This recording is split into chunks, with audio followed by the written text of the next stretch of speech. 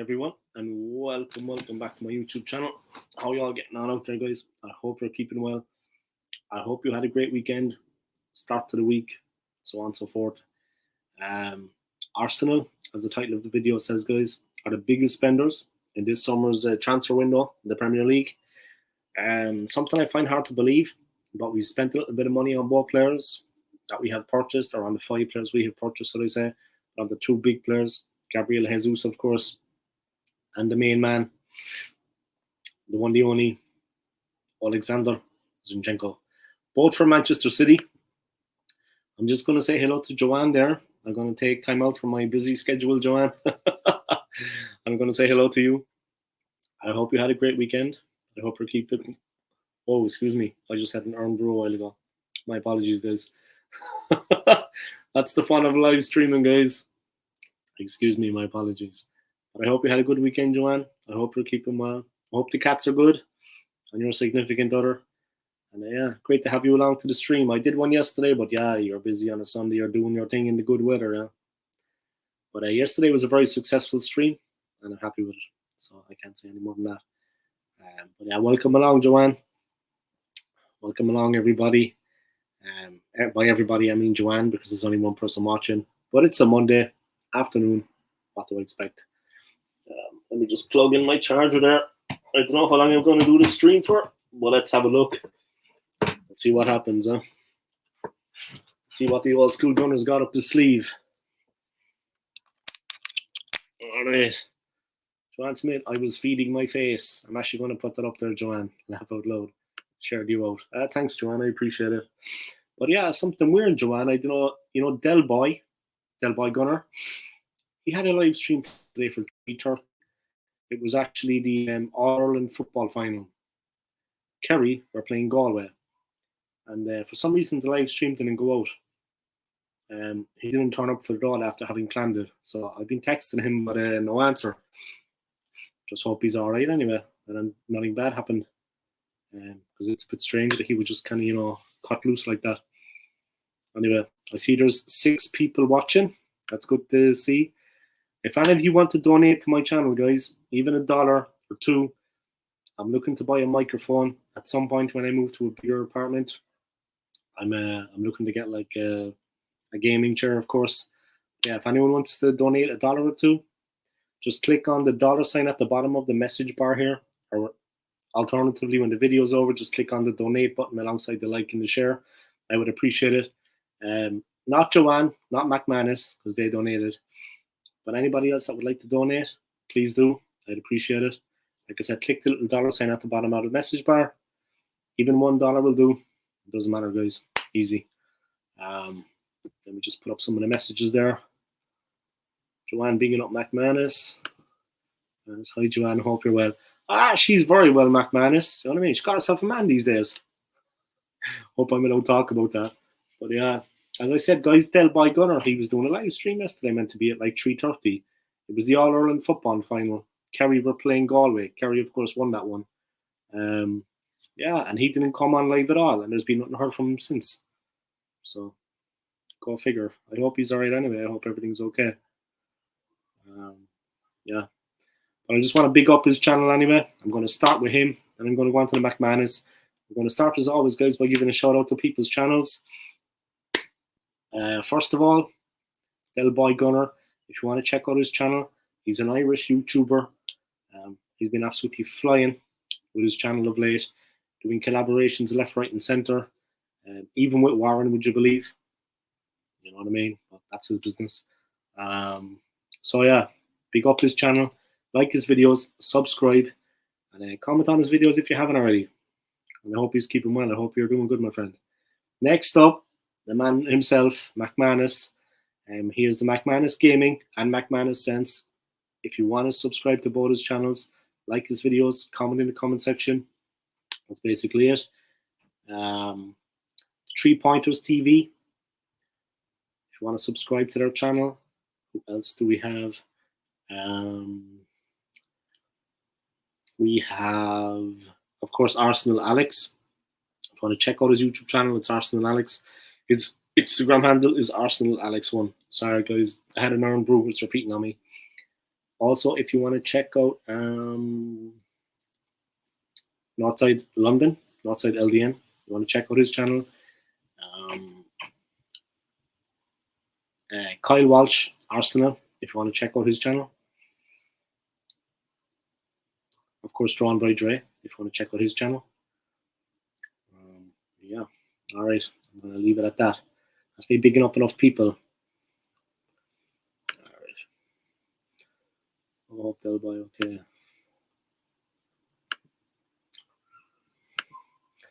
You can say what you want about me, Dave. Thanks a lot. That's good to hear. What's going on with Arsenal? Yeah, supposedly, Joanne, the whole title of this video, we're the biggest spenders in this summer's transfer window. We spent more money than any other club. You see the thumbnail, you'd see that. It's like 121 million. Of course, we brought in a lot of players, but 2 established players, in my opinion. We've only brought in 2 established players.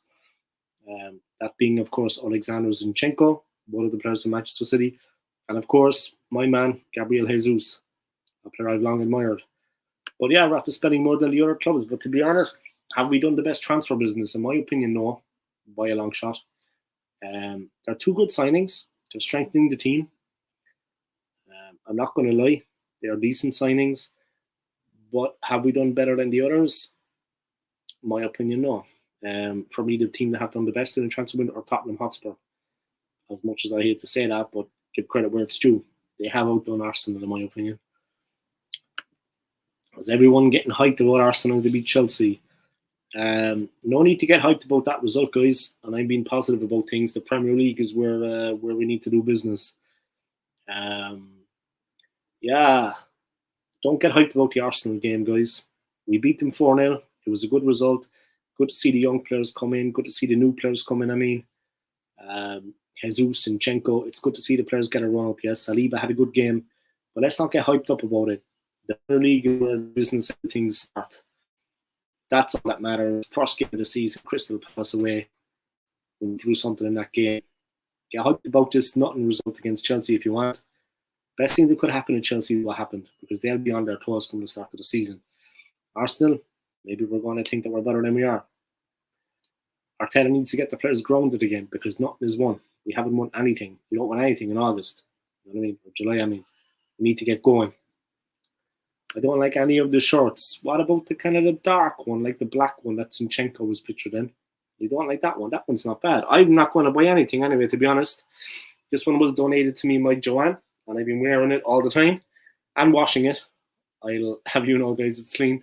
But no, I've been wearing it all the time. It was a gift from Joanne. I haven't bought anything, and I'm not going to buy any of the new jerseys to support Cronky. I'm just not going to be doing it. It's as simple as that. Shirts are shit. Yep. Nailed it on the head there. Arsenal fans, McManus gave me Arsenal fans getting hyped up because we beat a not 100% fit Chelsea in pre-season. Laughable. We still need to strengthen the midfield. I don't like that the Tielemans rumours have gone quiet. We're not going to sign Tielemans. We might as well just put that to bed. That's not going to happen. It's not on the agenda. Simple as. Not going to happen. Unfortunately. I would like to see it happen. It's like Madison last season. Getting players from Leicester City is like trying to get blood out of a stone. You know what I mean? It's just not going to happen. I'm enjoying my day off today anyway, guys. I'm telling you straight. I'm enjoying it. Joanne, of course, has every day off, so that's nice. I think I'll have a better than Arsenal winning the league. You do that. Laugh out loud. I know it's a joke, but you do that. What you do is put your house on it. Bet your house Arsenal will win the league. And then, all right, McManus, I like the black shirt, but until I see things improve, I'm not giving the club any of my hard-earned money. Yeah, exactly. But there's a guy, Rocky Nico. He's kind of selling his own gear. I would actually buy it off him with one of the players' names on the back, you know, maybe Jesus. But I might buy it off him, but I'm not going to buy it off the club. You know what I mean? I put money in his hand. I'm not going to put money in the club's hand. Simple as.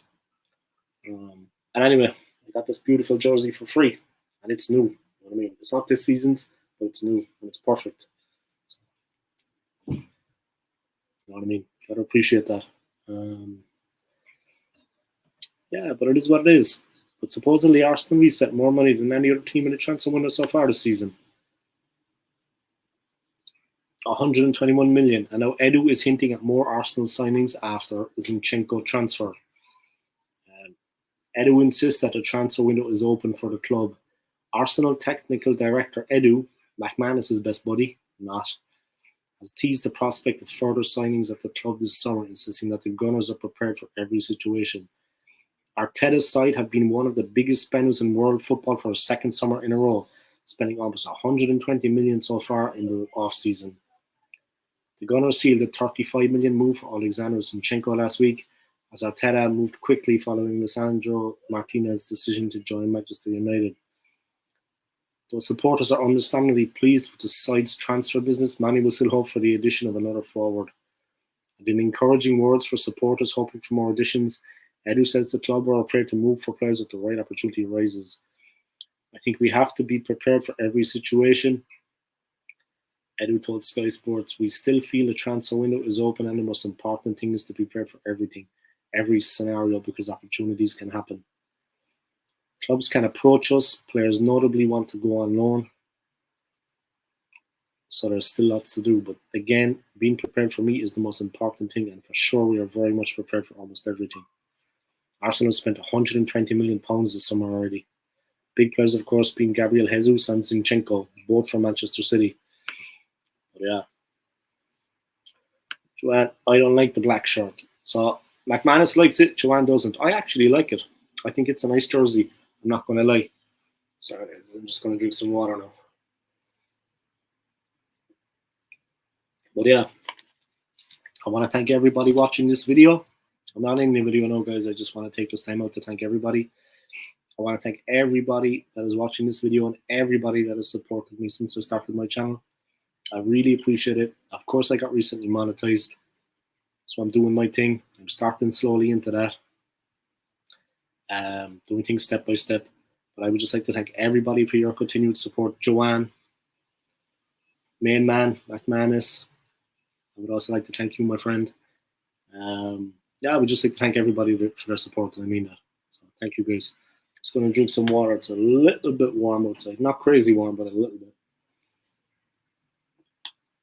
So I'm enjoying my day off today. Then I think I'm working 4 days in a row. But that's all right. It is what it is. That's life, huh?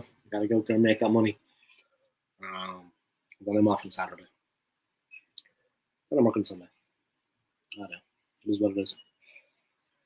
All right. Let's see. Back to reality. Last year I spent almost 6 months in Venezuela, chilling out, relaxing. Yeah, that had its good and its bad points, I'm going to be honest.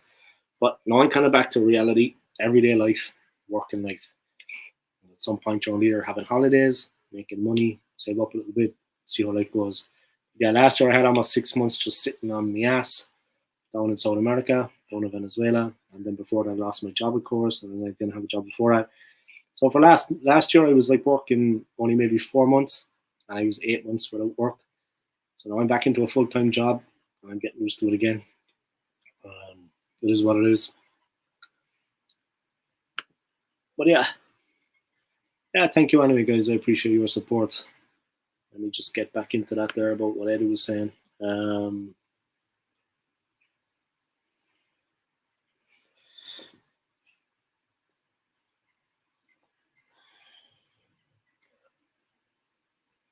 Yeah, talking about the Rafinha situation. We couldn't get that player, but it is what it is.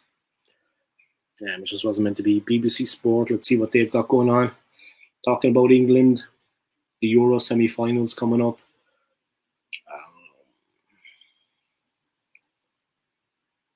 France through to the first Euro semi-final after Netherlands win. That'd be hard to beat. Haaland has scored on his Man City debut as they beat Bayern. Rafinha gives Barca a win over Real Madrid in Vegas. That won't be making a few relations of mine happy, who are Real Madrid fans down in South America.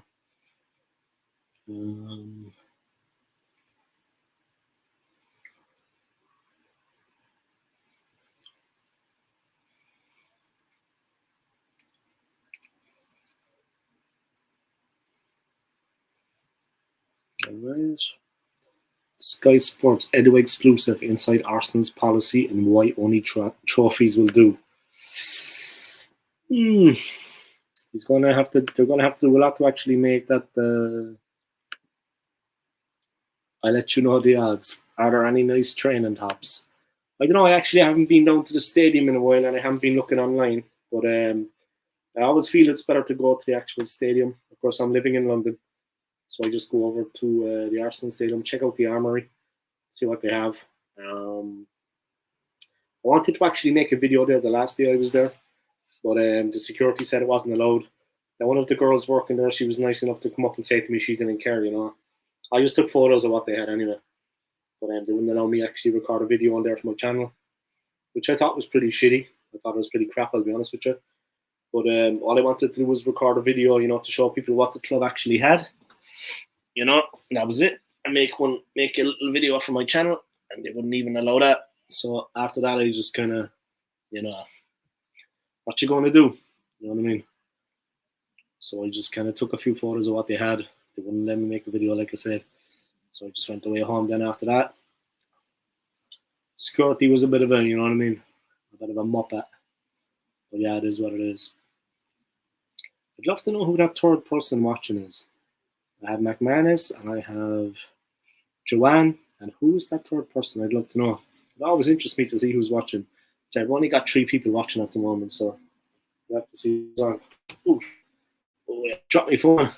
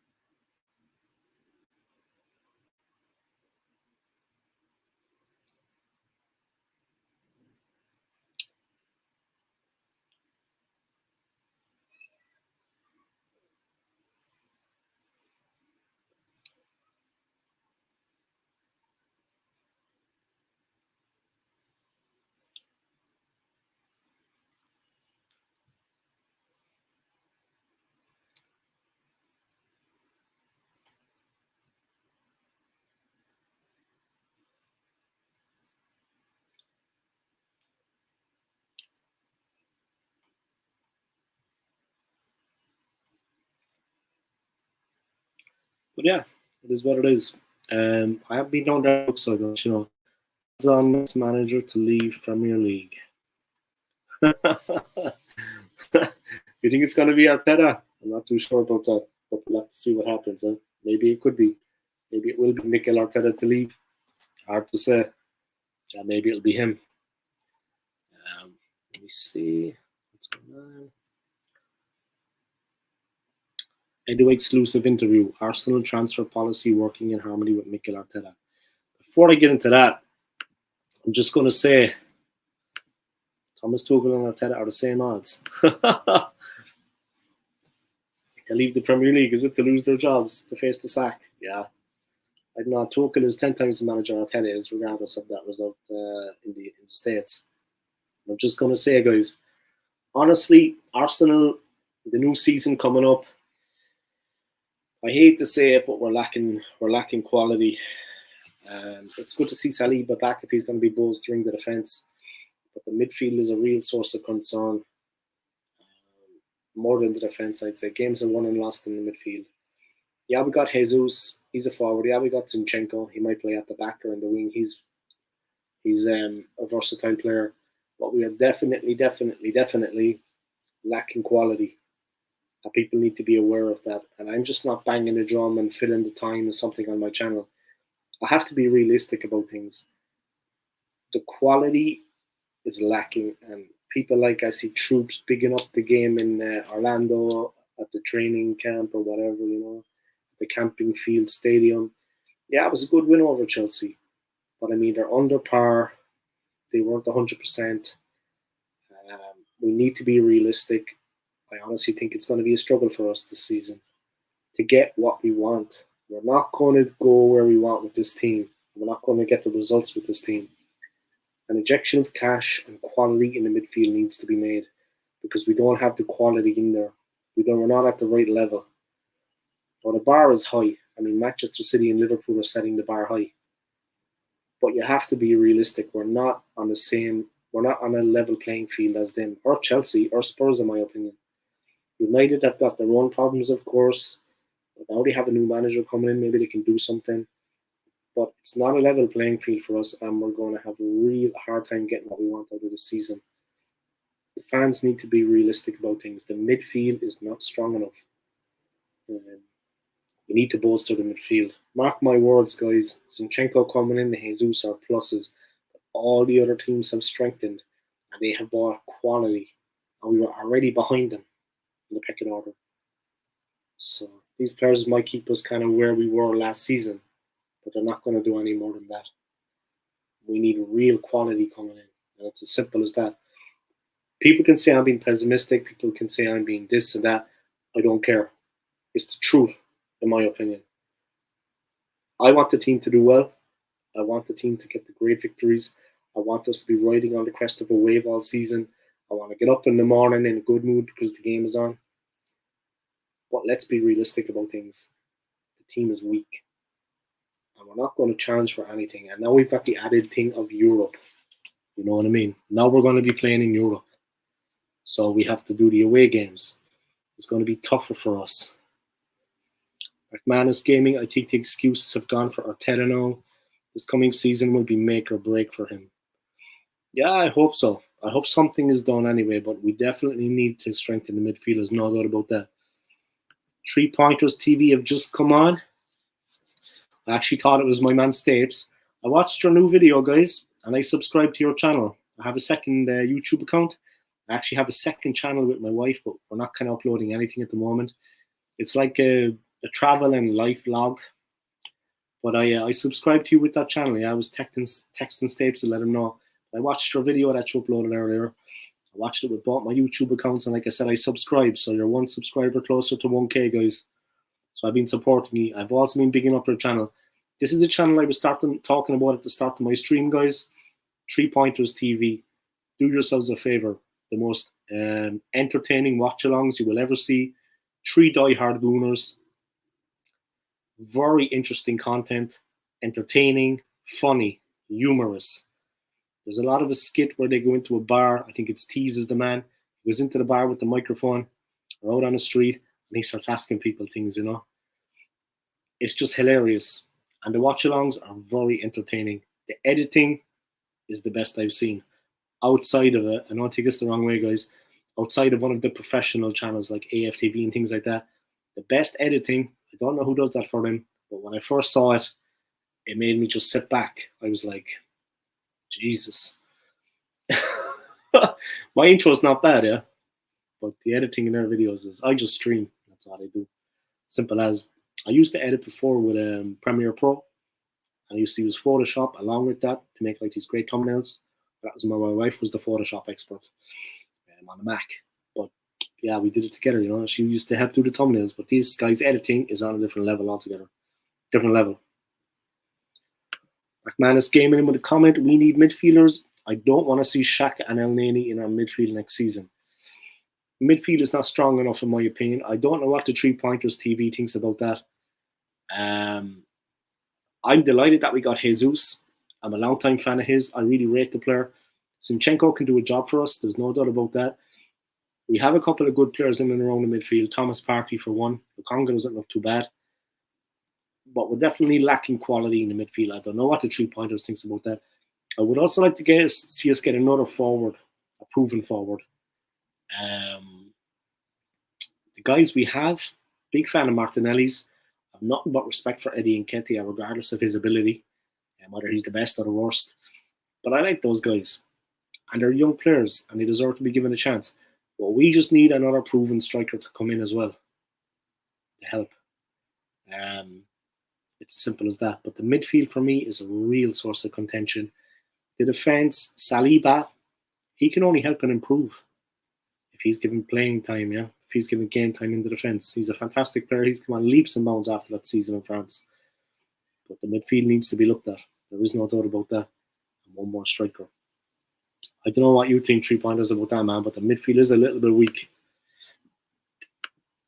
Make sure you come and support this channel, guys. Subscribe to this channel. Like their videos. Comment in the comment section below. Donate if you want to my channel, guys. I'm monetized now. But not Joanne and not McManus because he already donated. But if anybody want to donate to my channel, it's underneath the message bar here. There's a little dollar bill sign. Just donate $1. It's enough. $2. I want to get a microphone. I want to improve the quality of the sound of my channel. So that's what it's going to, guys. It's not going to me going to made the assist for Jesus' goal against Chelsea. Wasn't Saka, was it? To be honest, the assist, all I saw was guys smashing the ball at the bar. It was hopping. Arsenal 40-1 on for winning the league. Let me check out about that assist. Don't tell me it's Granny Xhaka.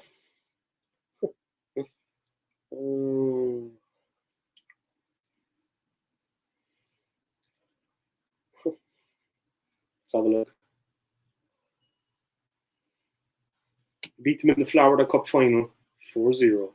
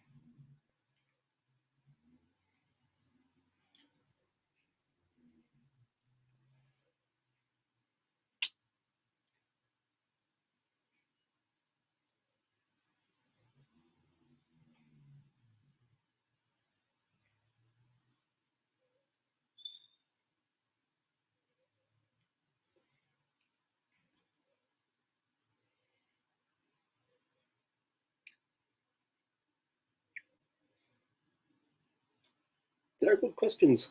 And if I wasn't half asleep, I could answer them. All right, let me have a look. You caught me with my pants down. I don't know which one that is, but you caught me with my pants down.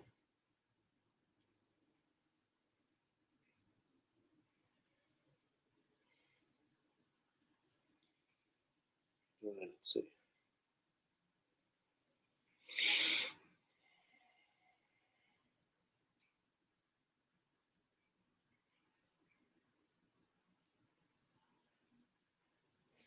Granny Xhaka. Set one up for Jesus.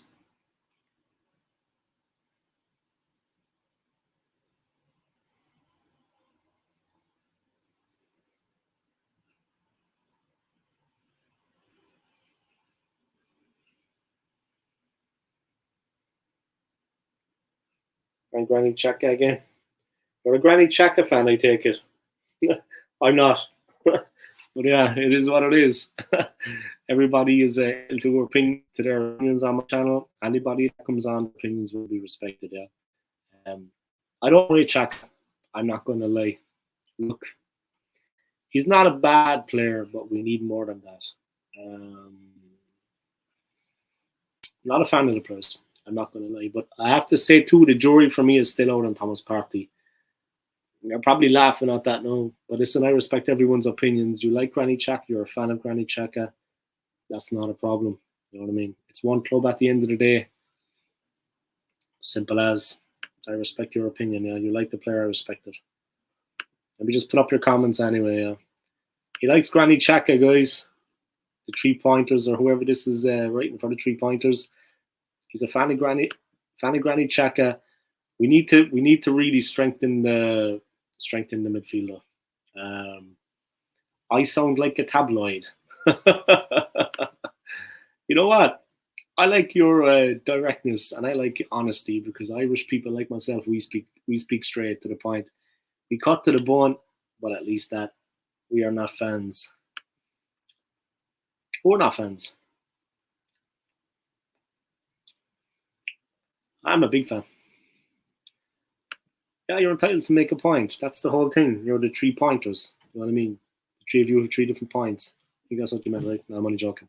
No, you're entitled to your opinion, my friend. You're entitled to come on my channel and voice it. And as you see, I'm putting up your comments. I'm not hiding them. You know what I mean? There we go. There was that one. There was that one. And there was that one. But the most important thing to me, anyway, my friend, as you, is let's see. We haven't spent enough, and we're told we have to sell to buy more. 3 pointers TV. Love old school. Yeah, I'm a likable kind of guy. But no, seriously, man, the most important thing for me ahead of this season is that the team does well. And that's all I care about. Now, I'm thinking going back years, yeah. Like, I've supported the club since 1993.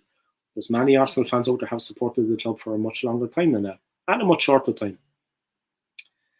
But I've seen us win the doubles. I've seen the Invincibles. I've seen Ian Wright and Kevin Campbell and John Hartson play, Merson, Adams, Keown, the famous back four, Lee Dixon, Nigel Winterburn, Arsene Wenger, and the revolution when he came to the club, what he did for the club, moving to the Emirates Stadium. But the most important thing for me this season is to remember the history and the tradition of the club. And this season is important to me, as last season was, season 4.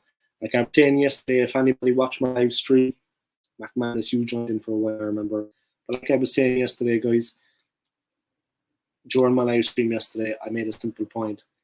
I want us to be successful. I want the fans to be happy. I want us to enjoy some success for the club, for us, for the fans, for the people that care about the club and have the best interests of the club at heart. Not an American owner, not a cash-grabbing owner that comes over from the US, not to further Mikel Arteta's career, not to further Edu's career. The club is not for that. The club is for us, the fans that have cared about the club and supported the club through thick and thin. It's as simple as that. People like Joanne, myself, the 3 pointers, everybody. It's as simple as that. It's not that I can be walking. I'm living in London, guys. It's not that I can be walking through London like that, acting the man, big man, Arsenal fan. Look how good the team are doing. It's nothing to do with that. It's for happiness. It's for us. It's for the club. It's for the history of the club. We need to get back to where we once were.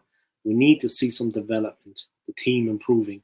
I honestly think those 2 big signings we got, no disrespect to the other players like Fabio Vieira, Marquinhos, but the 2 signings we got, Zinchenko and Jesus, are good signings. These are quality players, and they are going to make a difference. I agree with you about Granit Xhaka. I'm not the biggest fan of his, but he did the business yesterday, or in the game against Chelsea, whenever that was. Was it yesterday or the day before? But honestly, I just think we need more quality in the midfield. It's as simple as that. That is my opinion on it. But the most important thing for me is that the club does well. Like, you've got to think of the history. You've got to think of the past. You know what I mean? What about Claude? What about fans like him? You know what I mean? Guys that would live and die for Arsenal Football Club. It's as simple as that. So, from that point of view, I just want to see the club be competitive again. Let's have a go for the title, a real go at it. Let's put out all the stops. And the start we got last season, maybe that was a bit to do with bad luck also, but the way we started last season, that cannot be allowed to happen this season. I don't care who we're playing. The performances were awful. The first game we have against Palace, Vieira's going to have them champing at the bit. That game is a massive challenge. A massive challenge. That is a very hard game. Opening game away to Palace. Trust me, guys, we're going to have to play well to get something out of that game. They're not going to give it to us. They know how to upset us already. Then they beat us 3-0 last season in that game. We need to go out and we need to do something in that game. It's not going to be given lightly. Simple as. That is a massive game. Anyone that doesn't realize it's a 6-pointer, we need to do the business in that game. Tough game, guys. I mean, that is as tough as going to Anfield, in my opinion. They are a serious team, Palace. Vieira has got them firing on all cylinders. They are not to be underestimated in any way, shape, or form. We need to get something out of that. Simple as. But thank you to the 3 Pointers TV for coming on. And I appreciate it because I don't want everyone coming on and just agreeing with me and kissing my ass. You know what I mean? Everyone that comes on is in their entitled to their opinion on my channel, whether they disagree with me or not. We're all Arsenal fans at the end of the day. So voice your opinion and feel free to. It's grand. Once you don't call me an asshole, things will be grand. You know what I mean? Of course, that's not going to happen. I'm a nice guy. Everyone likes me except my wife. You know what I mean? If you ask my wife, she'll say terrible things about me. If you ask my ex, she'll say awful things about me. But you know what I mean? I'm actually a nice guy. You know? It is what it is, man. All right. Joanne Smith, I got Arsene Wenger book to read next. Yeah, I'm actually reading the Paul Merson one you gave me. I had a good read of it the other day. I got through like maybe 10, 15 pages of them getting knocked out of the World Cup. Yeah, David Beckham sending off, this kind of thing. Like it's Argentina. I was actually reading it. Yeah, it was interesting what he was saying, and that like the team were gambling a little bit to de-stress before the games, and he had to stay away from all that gambling thing, you know. He spent a lot of time getting beaten that pool by Michael Owen. Michael Owen wiped the floor with him a couple of times, but yeah, it is what it is. Let me get back to the sports news anyway, guys. But if anyone wants to donate a little bit of money to my channel, I know monetize, guys. Click on the little dollar bill just below the message sign here. And I want to put something out to know, but I know Joanne knows this, and I know that McManus knows this. 3 Pointers, if you're ever talking to Stapes, I'm sure he knows this. But honestly, guys, I will beg, borrow, and steal to make it on YouTube, and I do not care. It's as simple as that. I will do whatever it takes. Whatever it takes. Small channels like mine, we need to do whatever it takes to get ourselves recognized. I'm going to do a lot of collaborations coming up with people I like, of course. I'm not going to do collaborations with people I don't get on with, because that could turn nasty, because I know what I'm like at the end of the day. I'm going to do collaborations with people. Joanne Smith, I'll pass his autobiography on to you once I read it. And 3 Pointers TV, invite me on your channel, I will come on. Let's set a date because I'm working a lot of evenings right now. I work in a hotel now. But let's set it, today's my day off. I'll set the dates, we can line it up, yeah. Certain date, I'll come on. And we'll get a bit of exposure going for both our channels. Then if you want to come on my channel, get a little bit of exposure. Today is a quiet one now. It's a Monday afternoon. Most people are at work. You know what I mean? But have an evening time, that's the best time to let rip. Azu, keep grinding. I will, man. And thank you for the support. Like I said, I monetized, my friend. So if you want to donate $1 or $2 to me, I'm looking to get a speaker, increase the quality of the sound on my my podcasts, on my uploads. If anyone wants to donate $1 or $2 to the Old School Gunner, it's just here on the right-hand side, guys, below the message bar. You see a little dollar sign? Just click on that. Otherwise, when the video is over, just click on the donate button. And you can donate $1 or $2 to the Old School Gunner. Make sure you don't click on the $50 donate, because you'll be charged $50. That could be a painful experience, guys. Joanne Smith, I'm going for a 4-0 win in the first game. Joanne, I don't know what you've been smoking, right? Lay off it. You think we're going to beat Palace away 4-0? Jesus, I don't know, love. They have a fantastic team. Look, pick up your positivity, yeah? Joanne, respect for your positivity, but you think we're going to beat Palace 4-0? Away from home. They have a serious team. They're no pushover. I don't know, but I'd be happy with a draw, to be honest with you. But look, we'll see. They trashed us last season. So let's see what happens in that one. Different team, different year, but they're well up for it, man. They're a serious outfit. Palace, but no, I give them maximum respect anyway. Maximum respect from the Old School Gunner, man. They've got a team. They're no pushover.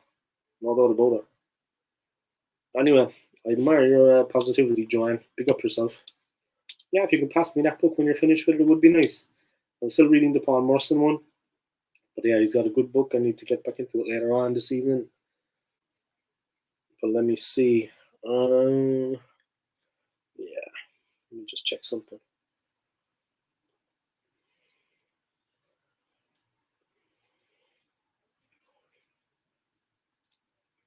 $600.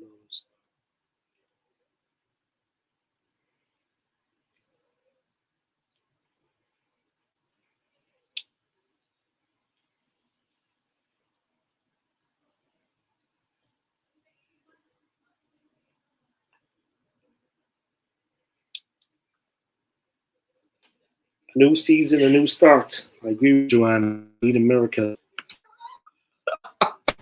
We need a miracle, Joanne. Let's be honest about that. Guys, I want to see one person donate $1 to my channel today. I don't care who it is. It can be Dave. I don't care. It can be the cats. It can be Yazoo. It can be anyone. I want to see one person donate at least $1 to my channel today, guys. I'm trying to get a microphone. I want to increase the quality of the sound. And I don't want to be paying all the money out of my wages. So, yeah.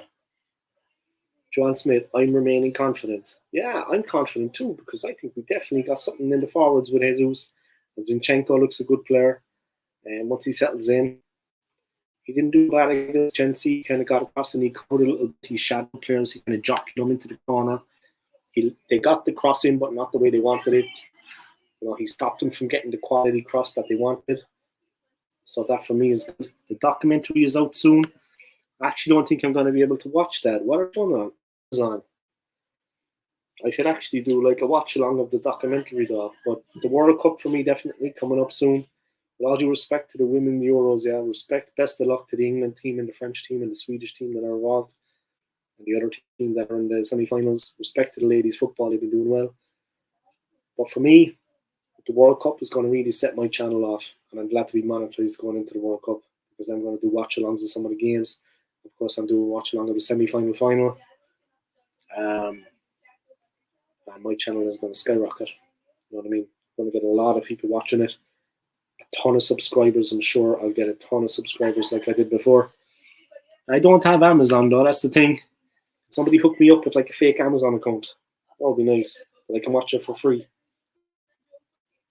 You just record it while watching it. Record it on your phone and send it to me.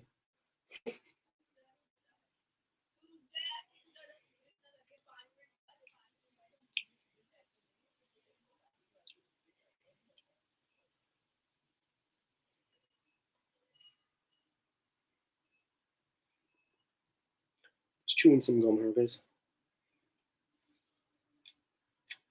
See here. But yeah, I had a good live stream yesterday. I had Manny on from me, on with me. It was a good stream.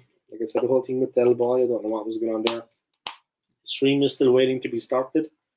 I hope he's alright. Simple as.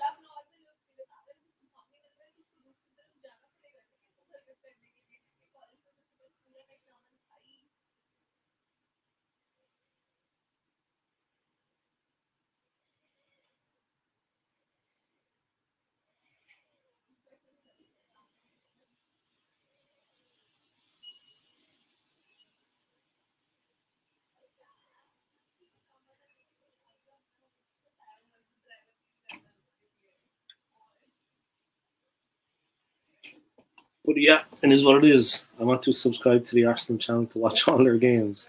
What? You mean Arsenal.com or what? I mean, I actually had BT Sport for a while, but I cancelled my subscription, of course, last year when I went to South America. I cancelled it because I couldn't access it in South America, of course. I'm out of like the zone of the UK, so I couldn't access it. But I would actually like to, I would like to see the Arsenal games, so I can actually do watch-alongs. Because if you do a watch-along, you're going to get a lot of support, and watch-alongs are the easiest way to do things with you. I mean, football is happening, you're commentating on it, you're watching the action, you're enjoying it. And people are tuning in. Watch-alongs are class, man. Watch-alongs are good fun, you know what I mean? Simple as. I want to subscribe to the Arsenal channel to watch all their games. Like, you mean the Arsenal YouTube channel or to Arsenal.com? Like the website. But anyway, it is what it is.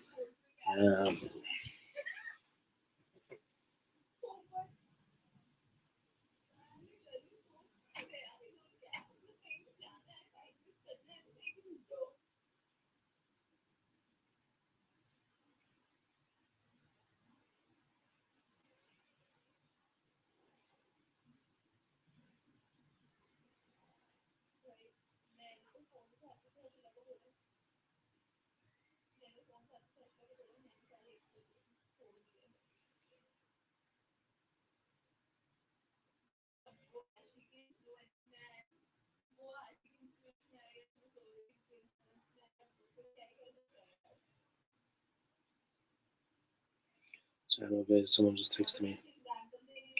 Keep it going anyway with the stream, guys. Joanna's supporting me.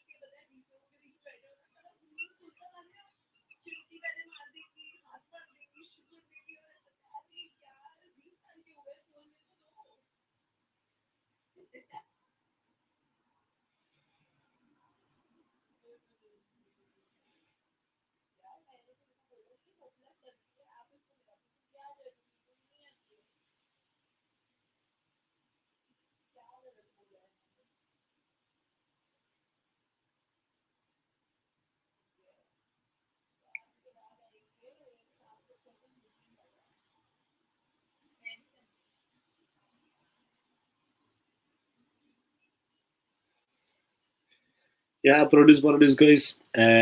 My thoughts on the season coming up. We definitely need to improve the midfield. Respect to 3 pointers, man.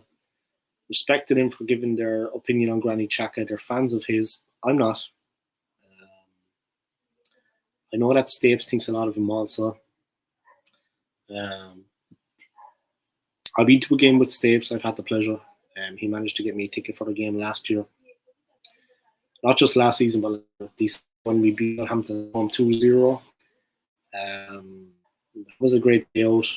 Great fun with Stapes in the stadium, and I met his son. Stephen himself had a couple of beers at the supporters club before the game. Walked up the street, then across the bridge and in for the match. It was great fun. I mean, it was a good game, good result. Awful weather, but watch some of my uploads, guys. I have a lot of videos uploaded from that game. Some of the action that I recorded, top class stuff, dynamite footage. I was right in the first row behind the goal that Arsenal were attacking into in the second half. So the footage was just top notch. And I had a top quality phone to record it on. I'm one of the lucky ones, guys, who got an iPhone. But yeah.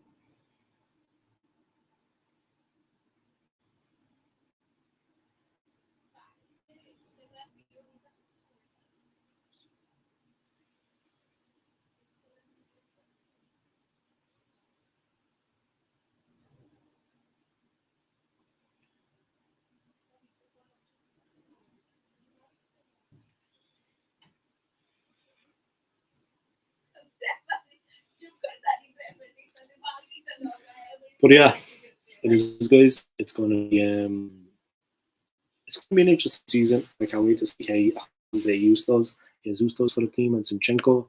Are they as good as people say they are? I'm just going to continue with what Ed was saying, guys. The way the situation is going. Arsenal technical director Edu talks transfer targets and what he expects for the upcoming season.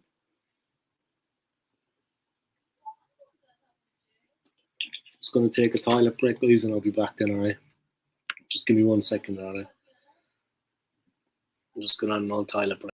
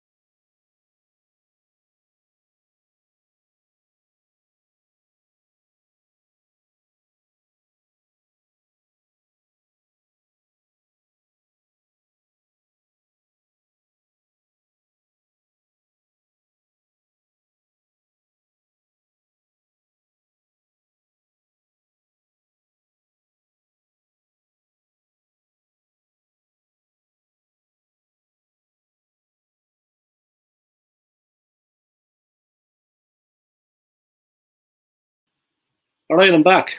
Sorry about that, guys. I needed to take a pit stop. Needed to go to the old bathroom. I want to subscribe to the Arsenal channel to watch them. But yeah, let's see the news that was going on. What have you? We just put out the word there about I'm actually online.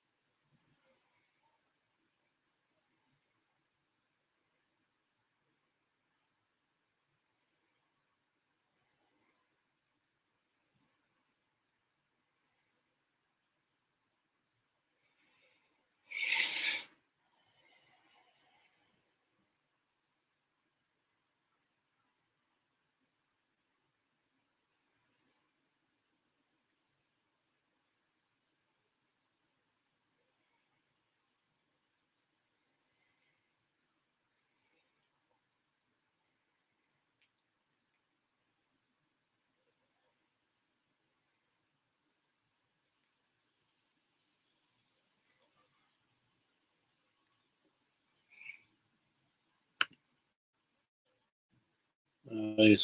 But yeah, like I said, guys, and Edu has come out and sent out the current squad, what he expects for the upcoming season.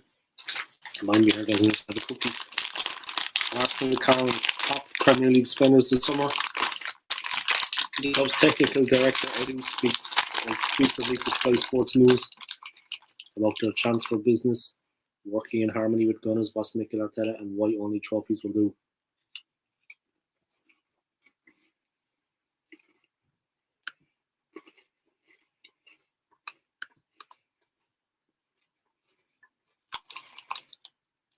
Arsenal have spent 121.5 million on 5 new players this summer, with the arrivals of Gabriel Jesus,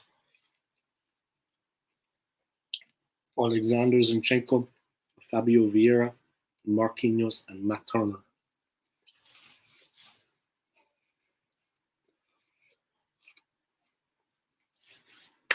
Biggest spenders, guys, in Premier League summer 2022. So this transfer window,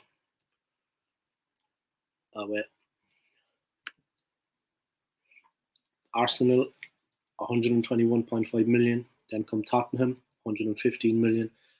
Champions Manchester City 101.1 million. Then come Leeds 95.4 million. Leeds was quite a bit of money, guys.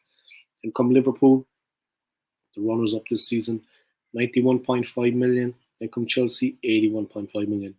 These fees include potential add-ons, guys. So it's first Arsenal, 2 Spurs, 3 City, 4 Leeds, 5 Liverpool, 6 Chelsea. I'm actually surprised by Leeds that they spent almost 100 million, guys.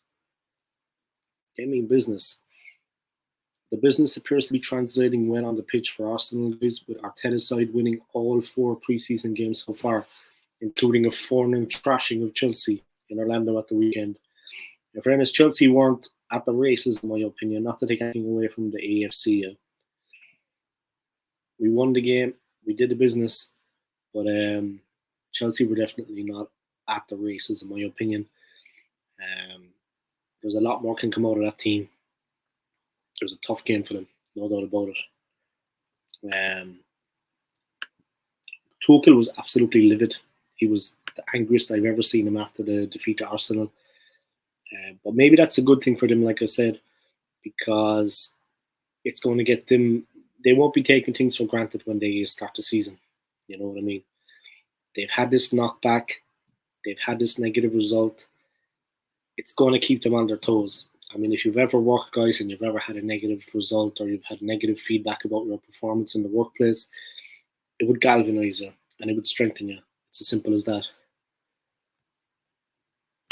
Shiv, spending the most and still only dreaming to reach top 4. The standards are in the mud, bro. Arteta out. I'm Arteta out. I make no bones about it. There's a lot of people that come on my channel are. But I agree with you, man. We spent a hell of a lot of money last season too. What did we have to show for it? The thing with spending the money is that the other teams are already light years ahead of us. Spurs were better than us before they started spending the money. This year, they've strengthened further. Of course, Liverpool and Chelsea are out of sight. I mean, Liverpool and Manchester City are completely out of sight. Chelsea are better than us, even though we beat them 4-0 in that Florida Cup final. We shouldn't become complacent, but I agree with you, my friend. We're dreaming of hitting the top 4. I would rather top 4 and get Champions League football than win the Europa League.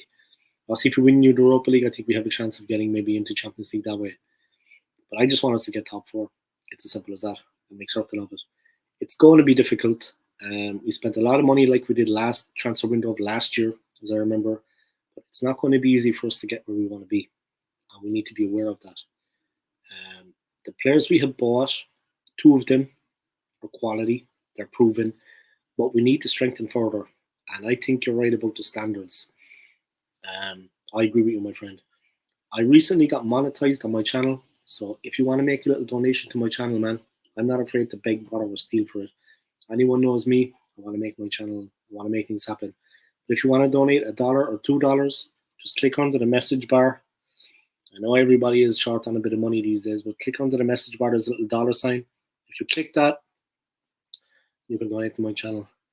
Mikey Modi, expecting any more arrivals?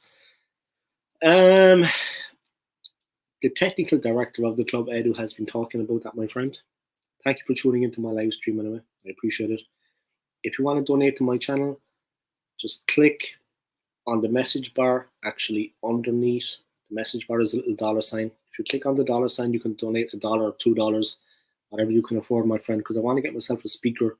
I want to improve the sound in my podcasts, sound quality. So if anyone wants to donate $1 or $2 for me, just underneath the message bar here, there's a little dollar sign. Just click on that and you can donate. But yeah, welcome along to my live stream, guys. Welcome along to Shiv. Welcome along to Manic Modi 16. Expecting any more arrivals? I don't think Tielemans is going to happen. Let me just put that out there anyway. A lot of people talking about the Tielemans deal with Leicester City. I don't think Yuri Tielemans is going to come to the club. That would be a fantastic addition. But like last season with James Maddison, also from Leicester, we were chasing our tails really when it comes to signing him. I don't think we're going to get Tielemans anyway. There's no doubt about that. I think that's not on the cards. 2 of the players we've got have been good. I mean, Jesus and Zinchenko, they're quality players in my opinion. Let's see how they fit into the team.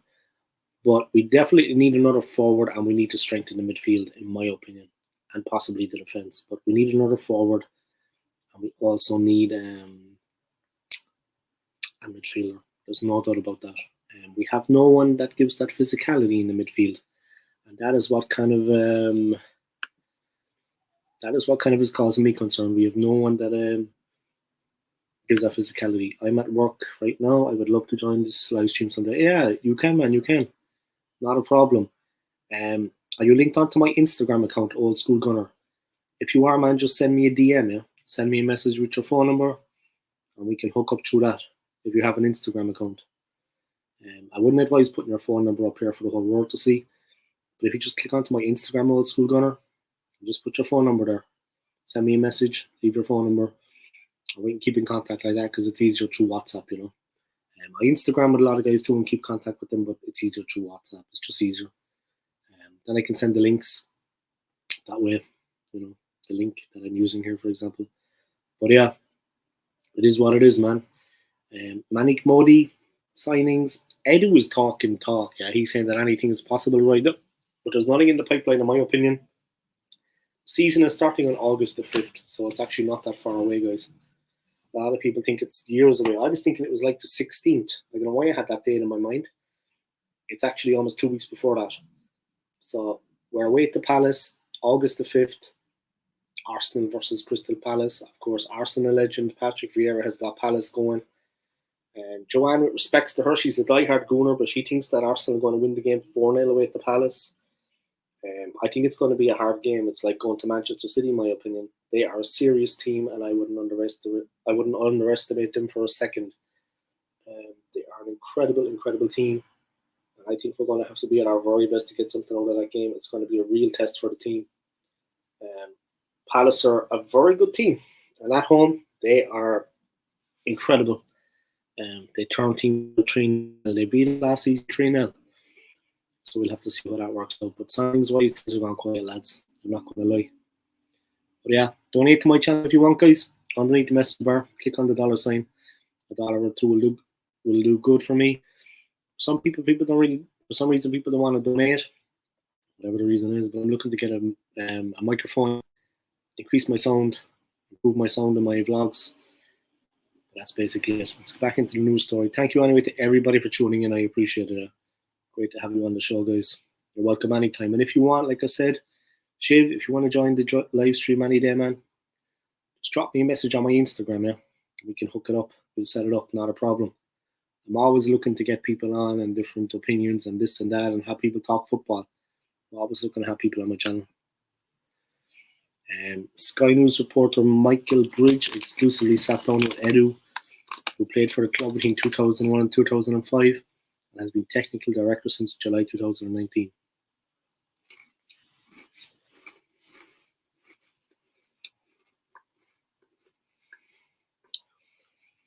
So he asked, Edu, how pleased are you with the latest signing, Alexander Zinchenko?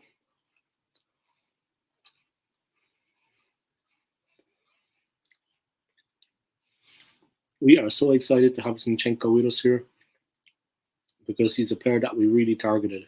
It's a player that we really believe has the characteristics and the qualities that are going to increase our level in the squad for sure.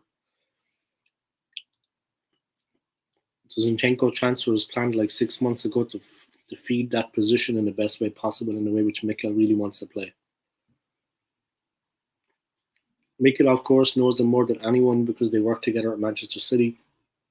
And that's when Arteta was putting out the cones in training. And Pep was the one bringing him the title. But Arteta put out the cones. He did it well.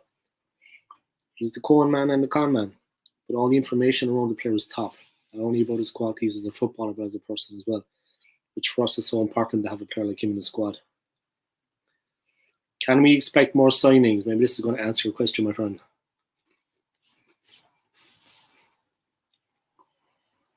I think we have to be prepared for every situation. We still feel the transfer window is open.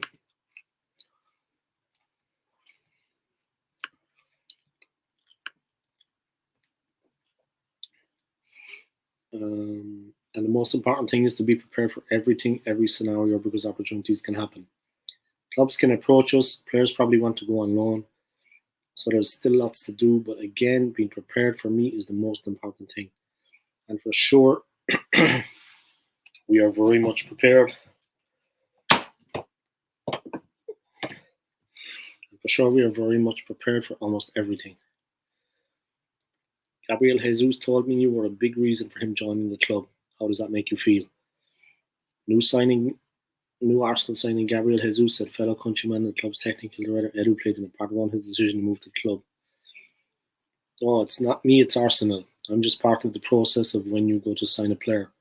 I'm there in front of the player, in front of the family to explain who you are. I think we as a club have to be proud to have a player like Gabriel Jesus here. Asked whether they had tracked Jesus for a long time. For sure, this process really, I think, takes like 7 months in terms of understanding each other, talking to each other. Because also he has a lot of other opportunities and then he chooses because he understands who we are. Have you brought in the players you wanted to despite not qualifying for the Champions League? AFTV's Robbie Dye believes that Arsenal fans are happy with the club's transfer activity so far, but still hopes for at least 2 more signings. He doesn't know what he's talking about. If you ask me, Robbie Lyle is getting paid by Arsenal, the football club. He's always saying things like that. Yes, almost 100% of them. I understand sometimes players want to play Champions League football, but I think we can offer something very special for the players as well. It's not only Champions League, but you can be part of a group of players which can achieve something very special for this football club.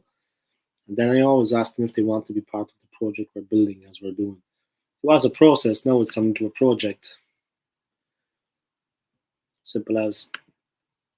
I'm sure we will do something very special for this football club. And then when I explain to the players, they really understand it, and that's why we're here. Have you met players that are not right for Arsenal? Yes, for sure. The reason to meet the players, to meet the families, and to talk to the agents is, of course, they have to understand us. And I also have to understand them. If they fit the model in all senses, then okay, we carry on.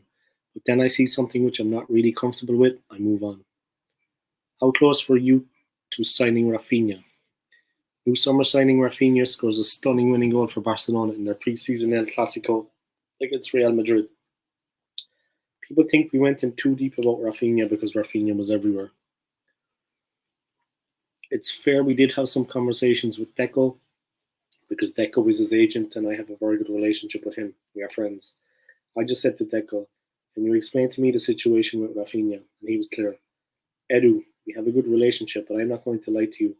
His idea is to go to Barcelona because he's dreaming to go to Barcelona. We've been talking to Barcelona since a long time ago. Okay, thank you very much. If something happens, then just let me know because I can explore and understand the situation. If not, no problem when we carry on with our relationship. Yeah. Obviously, the player wanted to go to Barcelona. I mean, it just makes sense. They're a massive club, a huge club, steeped in tradition. Not that Arsenal aren't, but I mean, of course, if the player had a chance to go to Barcelona, let's be honest, he's going to go to Barcelona. How important is it that you, in terms of moving players out, it's not easy, is it? No, but it's a part of our job to try to create some opportunities for the players. I think the most important thing is to make the player understand why he is here and why he needs to go. And then we have to create some possibilities with the player's agents to try to find the best solution possible for the player. As soon as you give to them a clear idea of what you want to do, it helps the situation. It's a challenge because you have to find clubs, situations, and loans. But again, if you can be direct to the player in a very respectful way, that helps a little bit to make the best decision. How important is it that you and Arteta agree on a signing? 100%. I'm never ever going to sign a player which Mikel is not comfortable with. Never. That's not my style, and for sure it's not the Arsenal style.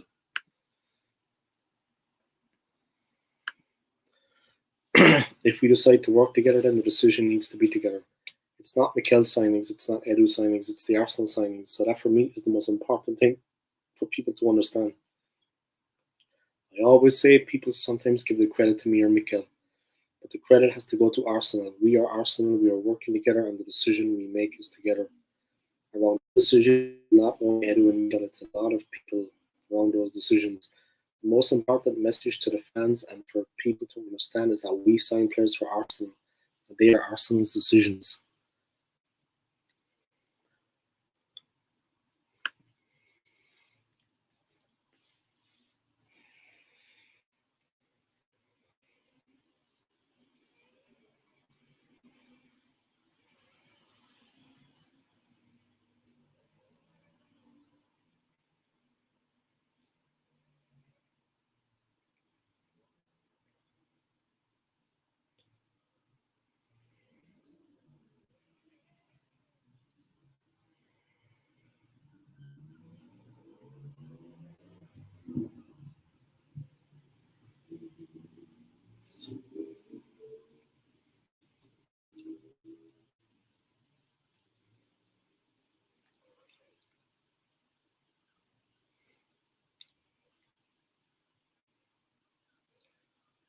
Okay, so that's it, guys.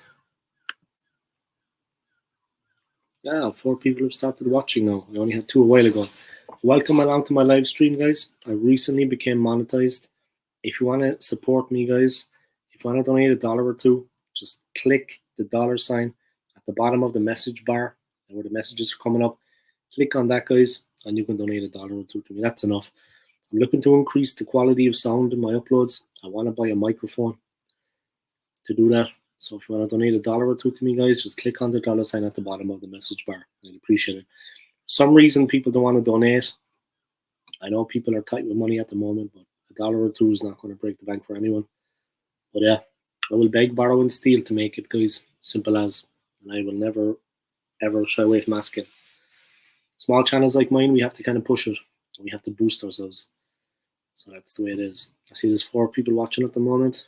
Welcome along to my live stream. Let me know what you think about the signings we have made. Let me know, do you think Gabriel Jesus will be a success? And what do you think about Zinchenko? And if you could buy a midfield player, which we badly, badly need, and another striker, who would you like to see come to the club? Let me know about that, guys. Type it in the comment section. I'll put up your comments, guys. All right. Let's keep it moving. Let's check out the Arsenal.com page and see what they've got going on. Welcome along to everybody that's watching my stream. Don't forget to click on the dollar bill below the message bar, guys, and donate a little bit of money to the old school gunner. So I've been monetized for about a month now. So I want to get myself that microphone, improve the sound quality in my uploads. All right. Maria Petri passed away, of course, guys. A lifelong Gooner, a lifelong fan. Sad news coming out of the club. Yeah, rest in peace, Maria. It was with great sadness that the club has heard of the passing of legendary supporter Maria Petri. It's very difficult to put into words what Maria meant to everybody involved at Arsenal Football Club, players, staff, and fellow supporters.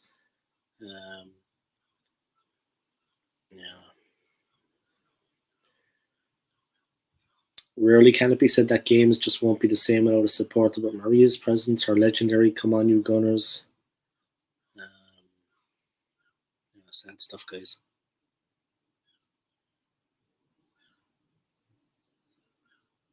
And many, many supporter songs created over the decades will truly leave a void on match days at Emirates Stadium, Meadow Park, and at away matches wherever we are playing. Maria began following Arsenal in 1950, aged just 12, and remained a staunch supporter for the rest of her life. She was a regular presence at the men's first team reserve and youth team matches, and when Arsenal ladies were formed in 1987, she took them to her heart and became synonymous with the team based at Boreham Wood. There are so many Maria memories down the years, celebrating cup finals with the women's team, being visited by Ray Pollard at the FA Cup during the pandemic, singing her Bet Mead song with Mido herself. But whoever she was with, whichever Arsenal team she was supporting, every picture of Maria was always lit up by her wonderful smile, and the smiles of everyone around her energized by her infectious positivity and twinkle in her eye.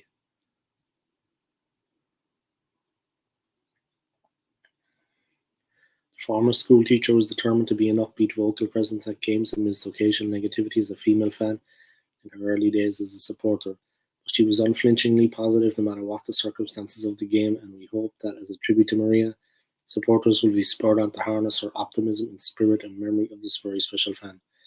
Speaking from our training camp in America on Friday, Mikel Arteta said, "We are all really sorry to hear the news. She was an integral part of our support and our community. The way she transmitted Arsenal values and the feeling of this football club was something I have never seen before. She was everywhere, every single week, and she will be missed, big time." Maria often said that Arsenal was her family, and that family is devastated today. She also said, "I shall be oh so upset when I die. I won't be able to watch Arsenal anymore." Well, everyone in Arsenal Football Club can't believe that you won't be able to give your very special support to our club anymore. You're 1 in a million, and we'll never forget you, Maria. Rest in peace. That was nice of the club. But yeah.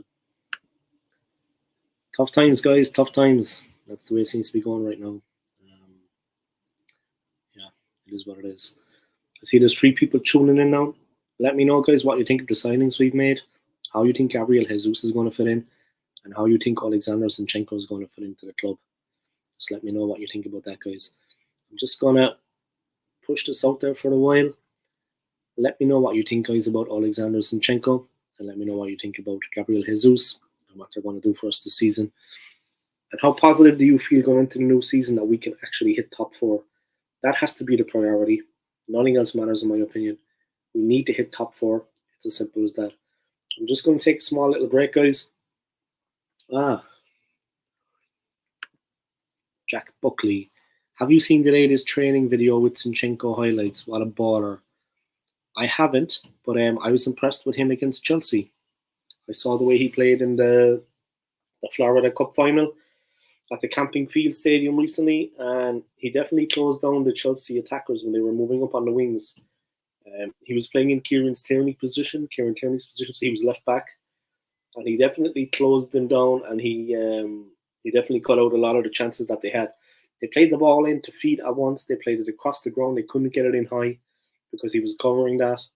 He definitely made life difficult for them, and he's only settling into the team now. I mean, he has Premier League experience, of course. He has experience playing against Chelsea, of course. He has that experience playing for Manchester City. But he definitely did well to cut down some of their crosses that were coming in from the flank in Tierney's position. He didn't leave himself exposed. And when they got past him and put the ball in, it wasn't as they wanted because he had cut out most of it. A good player, a strong player. He is versatile. It's good that we have a left back ready. Like, he's a versatile player. He played in the left back against Chelsea in the Florida Cup win, the 4-0 win over Chelsea. But it's good because Tierney hasn't featured yet, and Tierney isn't training as far as I know because he's injured. So we'll have to see. You think it would be best to start them ahead of Tierney? I do at the moment, without a doubt. That's a good question, my friend, and thank you for tuning in. I definitely do, because Tierney is not match fit. He's carrying that injury and he's not training. So, and he hasn't featured for the team at all. So I think definitely that have him as backup. I would not start a half-fit Tierney instead of a fully fit Zinchenko. It's as simple as that. That's what I've got to say about that. Yeah, I would definitely play Zinchenko because Tierney's not 100% fit.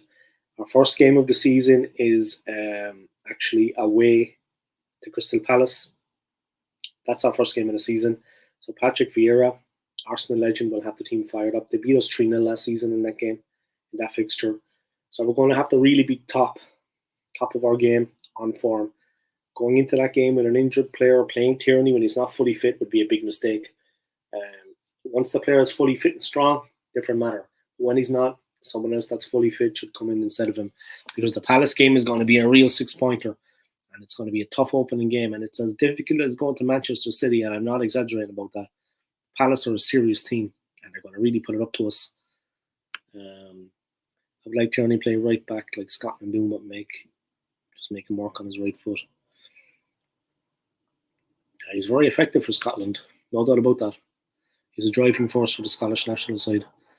Kyle Walsh-Gunner, just dropping in for a minute there as I'm working. Big up to you and all in the channel. Everyone is getting very excited about this season, but within a few weeks they will realise certain problems have not been dealt with. The defensive problems have not been solved, even though Arteta took in a defensive coach from Manchester City. Saliba coming in might help things. He is a good player. He benefited from that year in France. But I agree with you, man. It's going to be a bit of a wake-up call, I think, in the season coming. A lot of the teams have strengthened. Kyle Walsh-Gunner, no top 4, mate. Not a hope. Yeah, we're going to really have to push to get top 4. Big signings need to come in. Even if that's midway through the season, I would accept anything, to be honest. But it's going to be a tough battle to get things sorted like that. It's going to be a very tough one. There's no doubt about it. But I agree with you, man. Top 4 is going to be a stretch. It's going to be tough.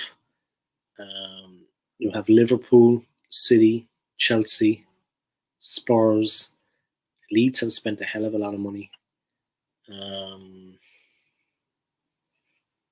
Honestly, man, to get top 4 would be a massive achievement for the club this season. And honestly, we need to score a hatful of goals. I mean, we need another striker to come in alongside Jesus. No doubt about it. And I agree with you, man. It's going to be one hell of a tough one to get forward. Jack Buckley, we could easily get 15 points from the first 5 games. That would set us up for the season. Yeah, hopefully we will. I also worry about West Ham spending money. Well, but they love a good big money flop. Yeah, they do. Just to put this out there, guys, I recently got monetized like a month ago. So if anybody wants to donate $1 or $2, It's in the message bar here on the right hand side. There's a little dollar sign at the bottom. If you want to click on that and donate $1 or $2 to my channel, guys, I want to buy a microphone. I want to improve the quality of my sound. So if one person donates like $1 or $2 today, I'd be happy with that. For some people, for some reason, people don't like to donate. Money's tight. I get it. Tough times. After COVID, we've all been through we've been through we've got a bit mangled. But guys, if anyone wants to donate $1 or $2 to me, just click on the little dollar bill sign that's at the bottom of the chat bar. Or else when the video is over, there's a donate button next to the like. To share, there's a donate. If anyone wants to donate some money. For some reason, nobody wants to. I understand no one's a millionaire out there. But yeah, $1 or $2 will do, guys, and I'd appreciate it. Thank you very much. I'm just going to take a small little break now, guys, and then I'll be back. Won't be long.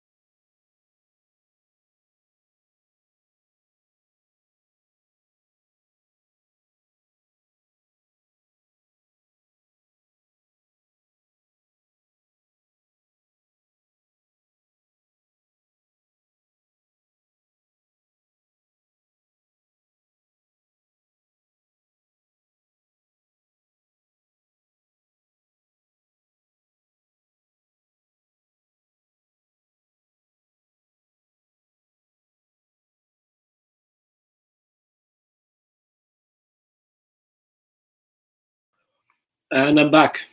Welcome back, guys. I just had to take a little break there, a little breather. But yeah, hope you're all keeping well out there, guys. Doing your thing. Um, a massive season lies ahead for Arsenal. I remember this time last season, I was in South America, watching things from there. Of course, I really got it on with my channel at that point. I gave massive effort to push my channel. I made some serious quantity of uploads, serious amount of content. Um, I was giving it morning, day, and night because I was there for 6 months without working, so I had plenty of time to push my channel to the next level, to get my channel and my videos where I needed to be. But yeah, it's hard to believe that was a year ago. The season came and went. It was a disappointing end to the season for Arsenal. Only one team can win the league. I know that. I'm aware of that, of course. I'm an adult, guys. But definitely would be nice to see the team being more competitive because we haven't been competitive in a hell of a long time. Is top four possible? That is the question.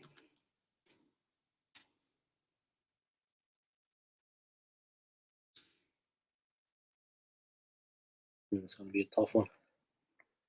No doubt about it. Is top four possible, guys? That's what we're talking about here. It's going to be a tough one. No doubt about it.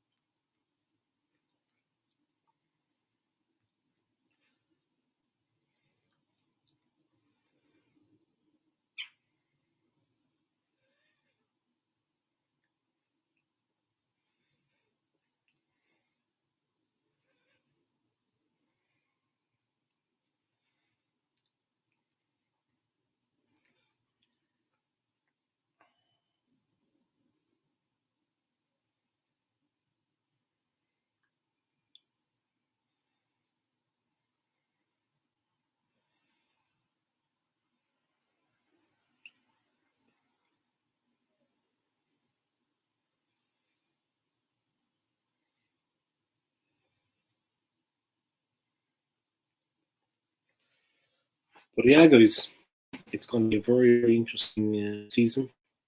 It's going to be very, very interesting about it. We'll have to see what happens. Yeah, I'm just going to text someone there now. Wait till some comments start coming in, and I'll get back into it.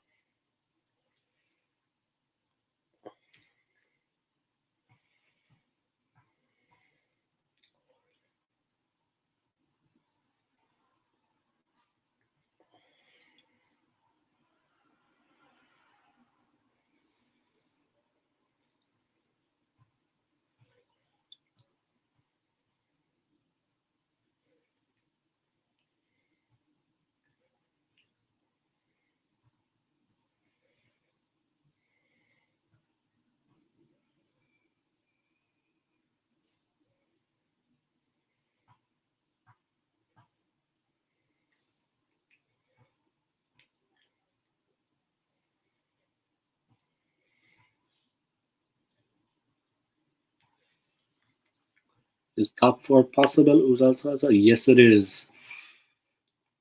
I like your positivity, my friend. It all starts on August the 5th. A huge game away to Crystal Palace. Of course, Gunners legend Patrick Vieira is at the helm there. It's going to be a massive game, a real 6-pointer. I need to do everything we can to take something out of the game.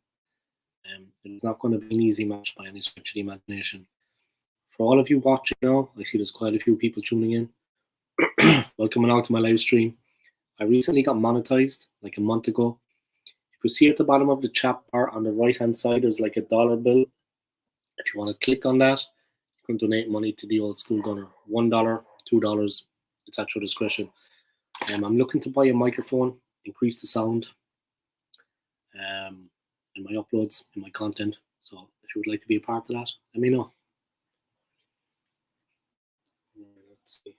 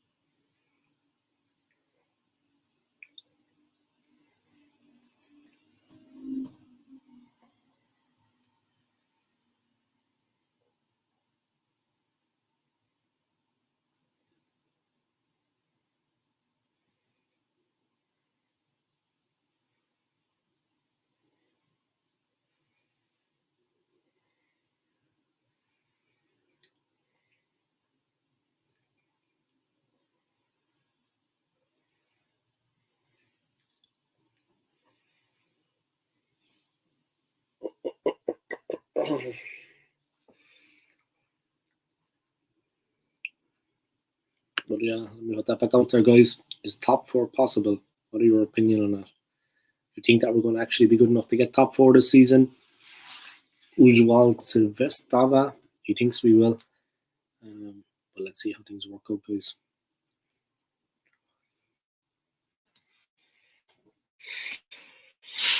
I'm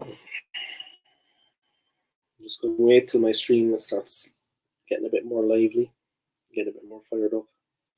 Not much going on with it at the moment. Let's see what happens though.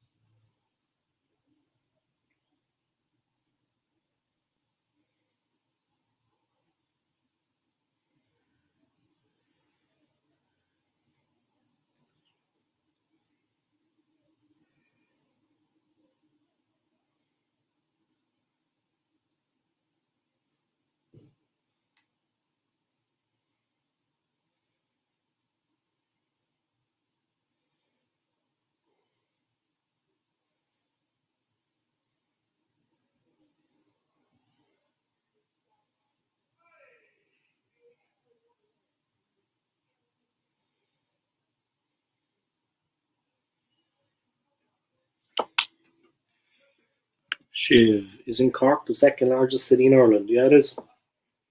Yep, second largest. But it's small. I mean, small enough.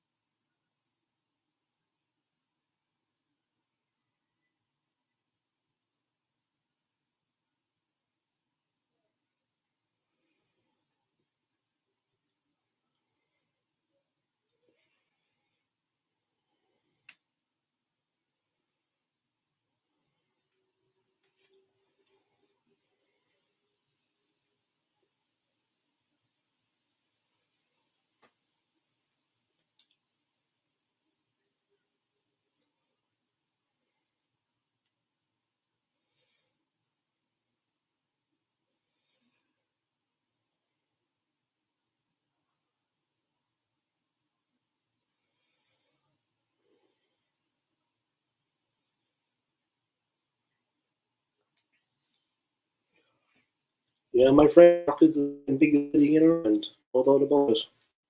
So yeah, like I said, because I've recently become monetized like a month ago. So if anybody wants to actually donate some money to my YouTube channel, just look at the bottom of the message bar on the right hand side of your screen. On the right hand side, there's a little dollar bill sign. Just click on that and donate $1 or $2. I'm looking to buy a microphone to increase the sound. So let's see how many people are actually listening now and watching.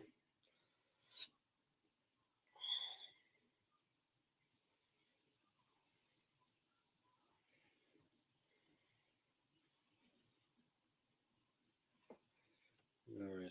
Just going to take a short break, guys.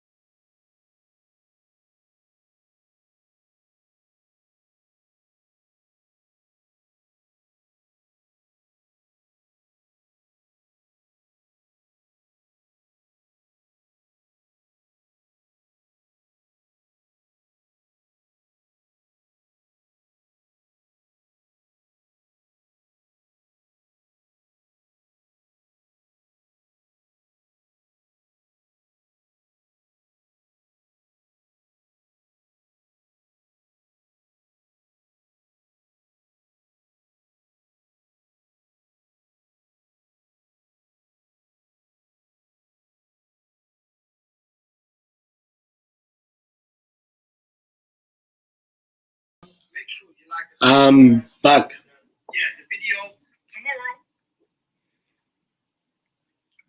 All right, I'm back. Yeah, here it is the doll. So I can put so I can put the diagonal to the fender.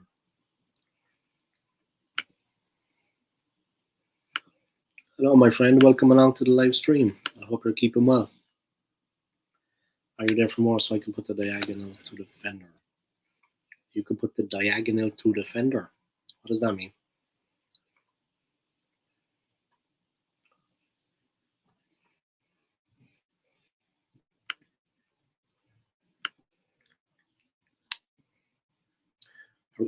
I recently got monetized, my friend.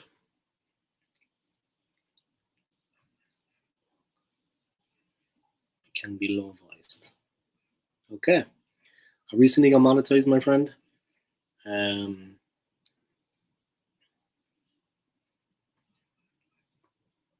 So if you want to donate a little bit of money to my channel, just look at the bottom of the message bar. There's a $sign. If you click on that, you can donate $1 or $2 to my channel. I would appreciate it. So I want to get a microphone. I want to have better sound. That's basically where I'm going about it.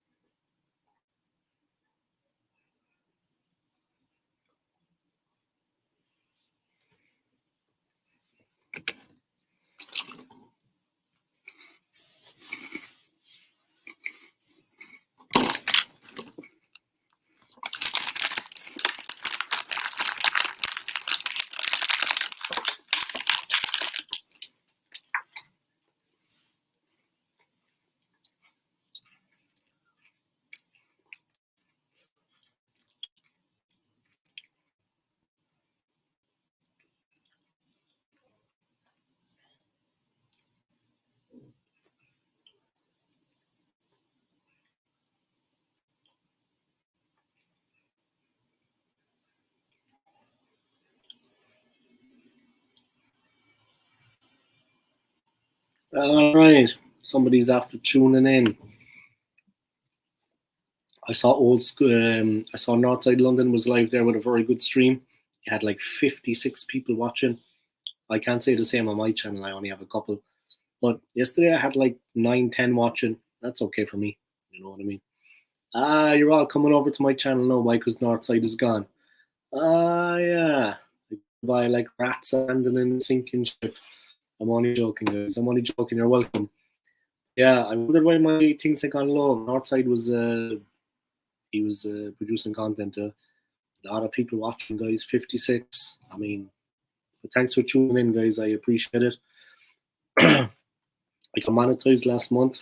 I'm looking to get a new microphone.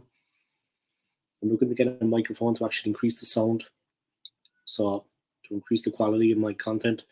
So if anybody wants to click on the donate button, guys, well, where it is it's at the bottom of the message bar here on the right hand side of your screens. It's a little $sign. If you want to click on that, donate a little bit of money. $1, $2 is enough, guys. Help me get a new microphone so I can increase the quality of my content. Just look out the window there because I heard a big bee and I don't want to get attacked again. What's happening, man? What's happening with you? What do you think of the actual preseason friendlies? And what do you think of Jesus and Zinchenko? Let me know, man. But what do you think about the preseason friendlies? Not just the hammering of Chelsea, all of them. I mean, we won all 4 games. We won the Florida Cup. Now our team are already in the air. Now they're heading back from the US. Let me know what you think. Hi, Dave. Hey, how you getting on, man?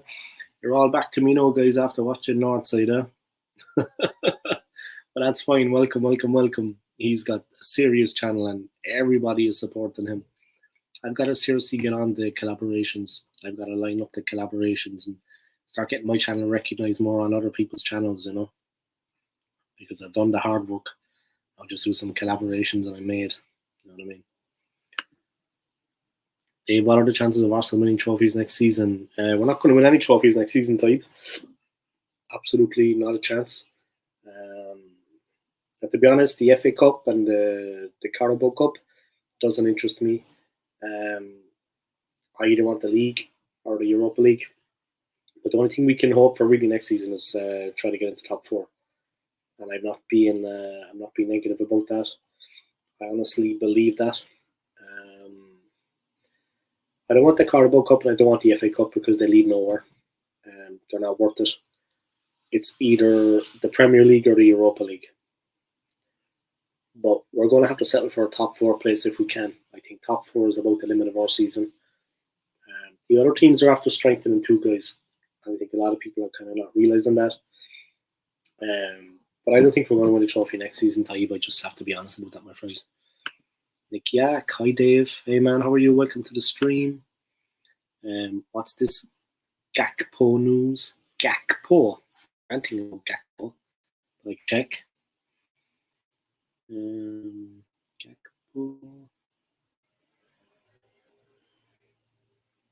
Alright. Cody Gakpo transfer. Arsenal stands. He's with PSV Eindhoven.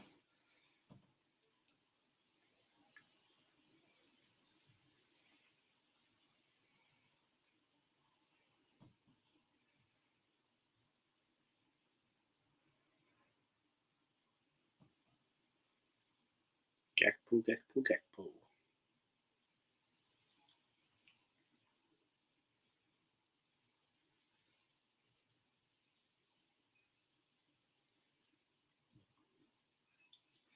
Cody Gakpo transfer.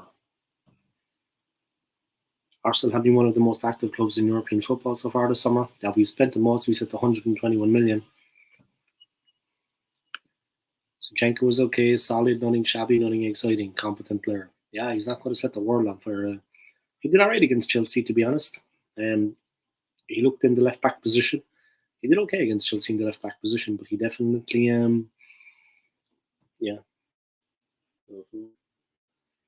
some big pigeon or some big bird or something flew past there. Things on steroids. The birds around Southwest London guys are taking steroids. I believe that. I'm not joking. Zinchenko was okay, solid, nothing shabby, nothing exciting, competent player. I'm not asking about Gakpo because I'm excited. I don't rate him. Gakpo want a proper striker. He's not even size. Even Tony, yeah. Gakpo is a winger. PSV player. I don't know about it, to be honest, until you said something, but definitely we should see what happens with that. Even Tony, I'm a fan, but I like.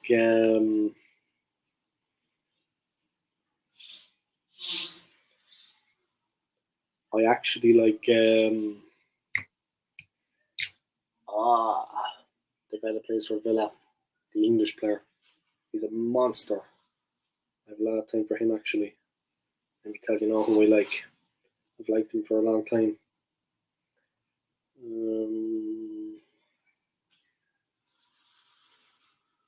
Maybe he wasn't at the best of form, maybe at the back end of last season, but he's a player that I really admire.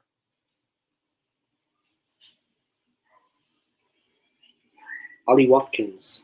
I think Ollie Watkins is a great player. I think he could do something for Arsenal. He's a real handful. I have a lot of time for that player. 26 years of age, (1.80 m). He's a real handful, Watkins. I like that player. I would like to see him play for Arsenal, no doubt about it. I think he's very, very good, Watkins. Even Tony also too, yeah. Chelsea was shit. I'm proper disappointed about the game. Glad we slapped them, but it's pre-season and was a Frankenstein team first and CND team. Yeah, exactly. We didn't play any good teams, with all due respect to the other teams that were in the competition. With all due respect to Orlando City. Best of luck to them season. Best of luck also to Chelsea, but yeah, people reading too much into it. People honestly think that we're going to go and win the league or something. I would guard against that kind of complacency, to be honest, because there's not a hope in hell we're going to do that this season. I just want to see improvement and hopefully get top four and claim a Champions League spot. At least then when we have Champions League football, we can attract bigger players. It is what it is. I mean, look at Spurs. They've been getting in a fair share of good players now, in fairness, and with Richarlison, I mean, Spurs have done the best in the transfer window, regardless of Arsenal spending the most. Spurs have done the best business, in my opinion. They've got some very good players after coming into the team, into the squad, and they're going to be a force to be reckoned with next season. Trust me, guys. Mark my words. Conte knows what he's doing. He's got the team firing. He's a very good football manager, unlike Arteta, and he's going to have them ready. And he got those players that he wanted in those positions because he knows where the team needs to be strengthened. And he knows when he brings in these players, it's going to make a hell of a difference. And it wasn't by chance that he picked the players he wanted. They weren't his second choice. These are the players that the man wanted. Premier League experience, a lot of them. Richarlison is an absolute warrior. And they already have Højbjerg. I mean,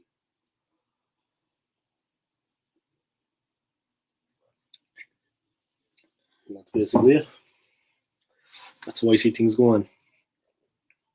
CFC squad is a mess. Right now, I would CFC would be good proven stick to see where they are, but CFC 2 was so weak and but everything was more competitive. Yeah, everything was definitely more competitive. And it was a 2-0 win, but they were definitely well up for it. They put it up to Arsenal at certain points in the match. We came through a bit of a test against them. Orlando City don't really have races. It was 3-1, but in my opinion, that was like we were playing a B team. You know, the American football standard, the American League level. No disrespect to them. That wasn't a challenge. Everton put up a bit of a fight. Chelsea just rolled over. But look, we'll take what we can from it. 4 wins out of 4. The thing is match fitness, man. The most important thing is just gelling with the new players we have and the match fitness. If we get the match fitness right, everything is good. You know what I mean? There's a lot of match fitness there. Got to work up and get the team fit. I mean, the league starts for us on August the 5th. We're away to Crystal Palace. And I'm sure ex-Gunner, Arsenal legend Patrick Vieira will have the team firing. For me, that is as tough a game as going to Manchester City or going to Anfield. And I'm not joking. They are very good at home, Crystal Palace. I mean, Joanne said there she thinks it's going to be 4-0 to Arsenal. That was a bit tongue-in-cheek, I think, when she said that earlier in my stream. But they will destroy us, in my opinion, if we don't have our heads screwed on and go in there for a battle. I honestly think it's going to be an extremely, extremely hard game. No doubt about it. It's going to be a real test. And we're going to have to be up for it because they will be going all out to win that game. And it is not going to be easy in any way, shape, or form. And anyone thinks that it is, they're dreaming. That's how I see things.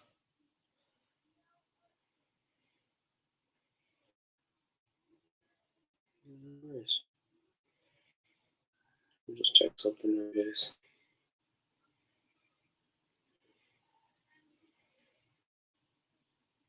You see, we tried to get Rafinha.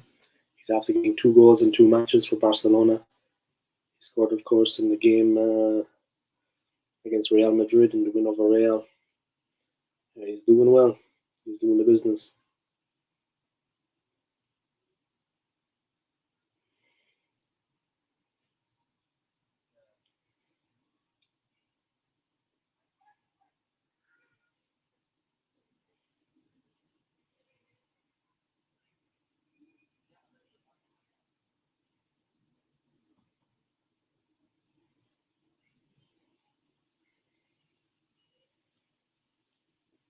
But yeah, it is what it is, guys.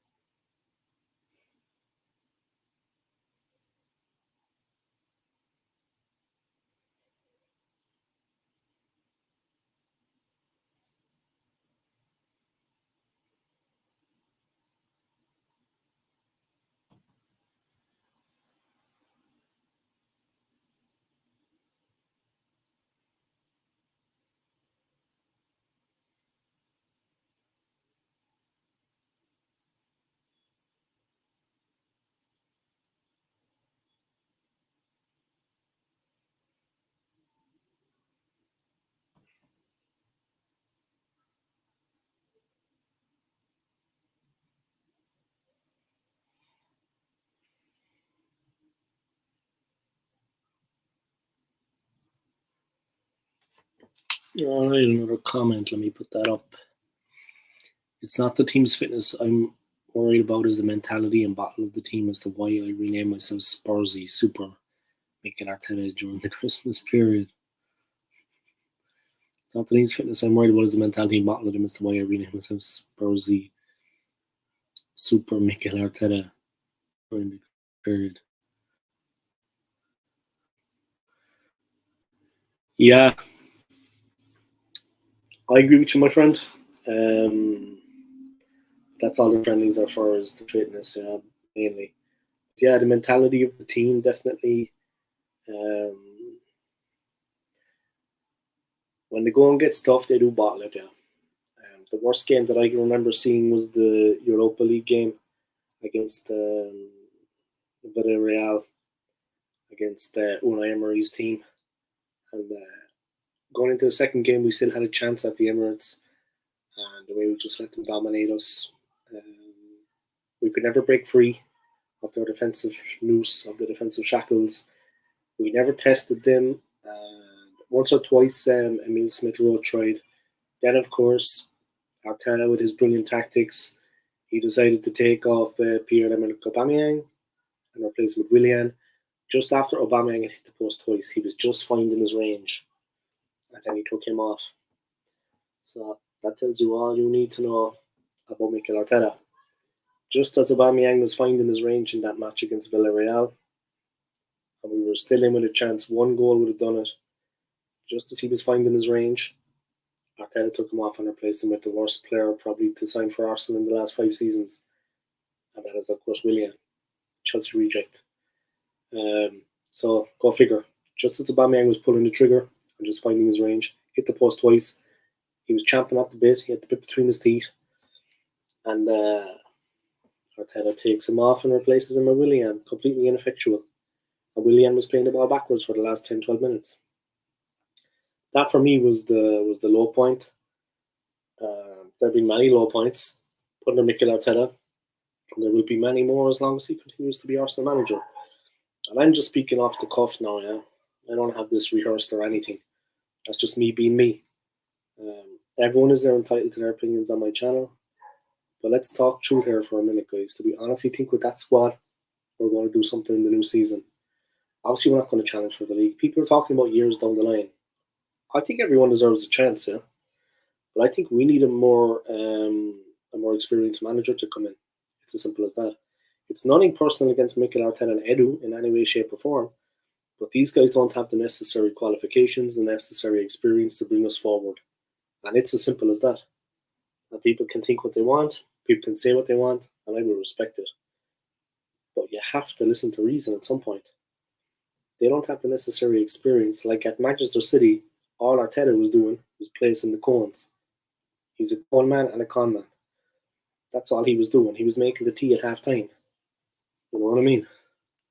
It is what it is. After looking like FA Cup paupers, getting bounced out early, again, third or fourth round of the FA Cup by Southampton and Forest.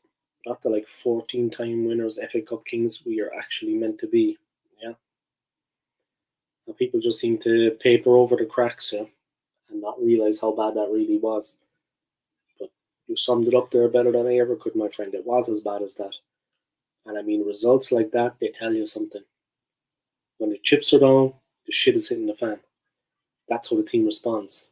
That's what they put forward. And nothing more, nothing less.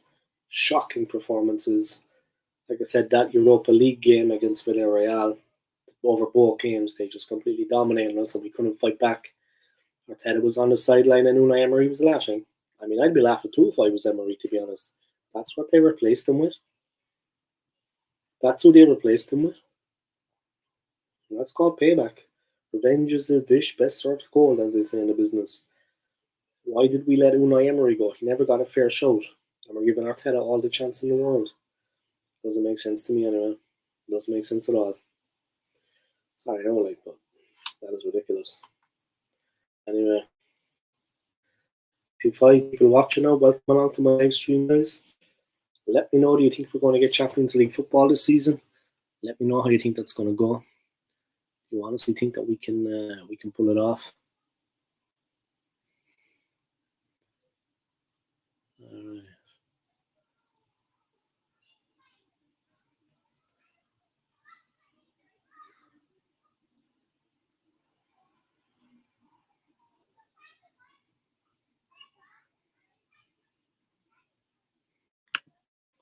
Yeah, guys, it's top four possible. I mean, people can have their own thoughts on it, what they think is going to go on. But definitely, yeah, that's a fair point there, man. By Spurs, Mikel Arteta. I mean, what are your feelings coming into the new season? Little hope, it is what it is.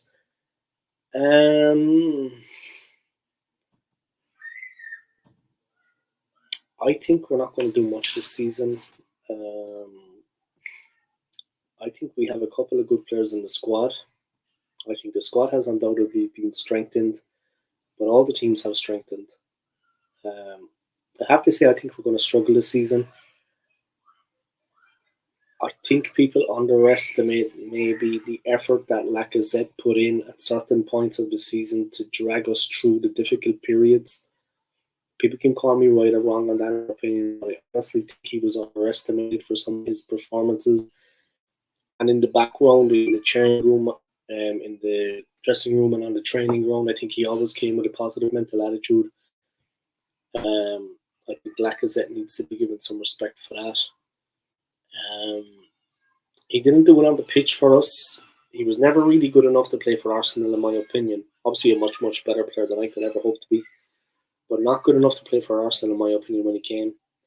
Aubameyang was opposite. Aubameyang had the world at his feet, an incredible forward with bags of talent. Um, and he worked hard. Had that falling out with Arteta, and that was pretty much that. That put paid to his career, which is unfortunate because he went to Barcelona and he set the world on fire. Now he's being paired with Lewandowski. It's a bitter pill to swallow. I mean, we're after getting Jesus, okay, cool. And I have nothing but respect for Eddie Nketiah, as limited as he is. And Martinelli, I have a lot of time for Martinelli. But and Balogun, I have a lot of time for Balogun. I respect him. Martinelli has more talent than the other two, yeah, but not more than Jesus. I think we need another top striker to come in alongside Jesus. Someone that's going to put the cat amongst the pigeons. Somebody in the mold of Didier Drogba. An incredible talent and just a powerhouse of a man. Powerhouse. We need someone like that. I always think back to Didier Drogba at Chelsea. When I think of, like, for me, the best striker I've seen outside of Thierry Henry in the Premier League, in my opinion, was Didier Drogba. I mean, full forward, yeah, goal scorer. Outside of Thierry Henry, then it was Didier Drogba, and I really think that we need a player of the ilk of Drogba, a guy with a lot of strength and power and physicality, because that is something that is completely lacking in our team. Jesus comes in, he's not that kind of player. Zinchenko comes in, he's also not that kind of player. There's no physicality in the team in any way, shape, or form. Tierney gives a bit. I will say that for him. Tierney can put it in when he wants. He's strong enough. But the rest of them, the physical strength in the team is lacking. And we are really at sixes and sevens like that. Against the stronger teams, we will falter. And Crystal Palace, for example, will outmuscle us. Whether we have the better players or not, whether we have Jesus or Zinchenko or not, it won't matter. They're going to outmuscle us. They're going to knock us off the ball and they're going to pick us apart. Guarantee it. I guarantee it. A lot of people coming online now. Welcome along to my live stream, guys. Like I said, I recently got monetized. At the bottom of the chat bar on the right hand side on your screens, there's a little dollar sign. If you want to click on that and donate $1 or $2 to me, because I'm just trying to raise the money to get like a better microphone to increase the quality of my sound. All putting it back into my channel, guys. So if you want to donate $1 or $2 for me, then please do. I would appreciate it. No more than that, though. Shiv, if Arteta gets sacked, it will be a good season. I actually have to agree with you. The man needs to be replaced. He's not good enough for Arsenal Football Club.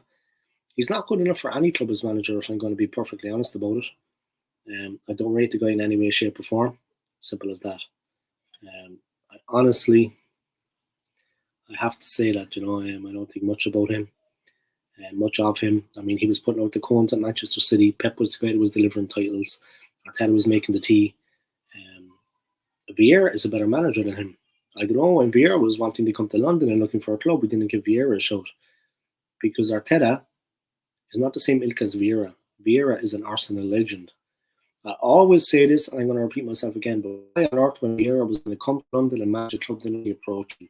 In all fairness, the guy is an Arsenal legend. He lived and died for that club. And we don't give him a shot at the title. We don't let him take the reins and see what he can do. He's proved what he can do. He's a much better manager than Arteta, even already. Look at him turn us over now on August the 5th. You'll see what I'm talking about. He knows what he's doing out there. Top class man. Managing there at New York City, he learned something. He didn't come out of the wilderness and take the reins. He was managing at New York City. In the MLS. Alright, MSL. Arsenal Manic. Hey, I don't see Arsenal being the finished article until that central midfield is upgraded. Eleni, Xhaka, Lokonga and Partey to a certain degree as well. I'd highly suggest Arsenal to bring Tammy home. Yeah, the midfield is definitely a problem. That's where the games are won and lost. It's going to be very difficult for us in the new season, in my opinion. It's not going on. Shiv, if we're trying to get sacked, it will be a good season. Spursy, Mikel Arteta, man like Shiv knows the deal. Yeah, he knows what's going on, man. He knows what time it is. You know what I mean? He knows what's cooking in the kitchen. So that's all I'm going to say about it. He knows what time it is. Time for change. Time for Arteta to go. But a lot of people supported him. I just want to give a big shout out to my man Northside LDN. I see a couple of the guys on here were watching him earlier. He bigged me up at the end of his stream, so I just want to big him up back. Check out his channel, guys. Subscribe if you haven't already. I'm just going to send him a message. On Insta. That's the cool thing most YouTubers do, you know what I mean?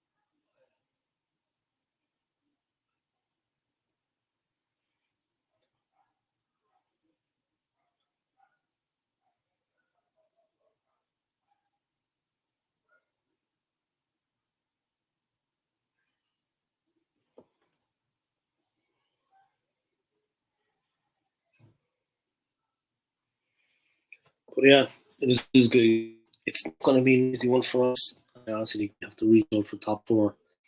A lot of people don't think we even want to get top four. They think it's not possible. We're going to be up against it. There's no doubt about that. Like you're looking at Manchester City, Liverpool, Chelsea, Spurs. Leeds have invested a lot of money. Everton will be there thereabouts. West Ham will probably try something. I don't know what's going to happen to Man United. But I mean, they look to have got themselves a good coach. But the problems at that club, in my opinion, are endless. They have a serious amount of problems there. So I don't know which way that's going to go. There we go. I'll be honest, after that first year and the indescribable, undeserving adulation he is getting and being crammed in my face, being forced on me, I have not been able to enjoy Arsenal. Can't wait for it. Yeah, I think a lot of us are hoping and praying that at some point he gets the sack. I mean, it has to be this season, do or die for him, in my opinion. But he is a yes man. He will budge players, in my opinion, second-rate players, and that is what the board wants. They want to be saving money. They don't want to be doing anything else, and that's basically the way it is. We'll have to see the way it works out. But definitely, yeah, man. I think you hit the nail on the head there. A lot of people have been suffering since he took over. and it's not been an easy time for anybody.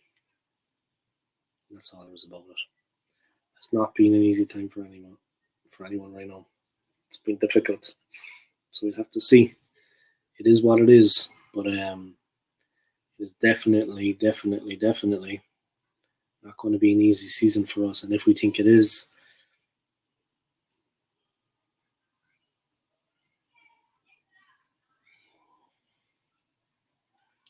honestly, a few people are in for a wake-up call. That's no doubt about it.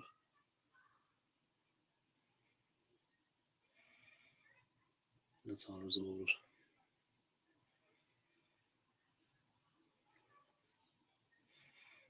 Just 1 second, guys. Just trying to text someone there. Let them know that I'm actually live and in full effect.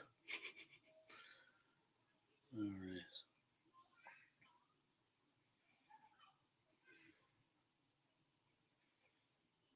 It is what it is. It is what it is. Arsenal top 4, you're joking.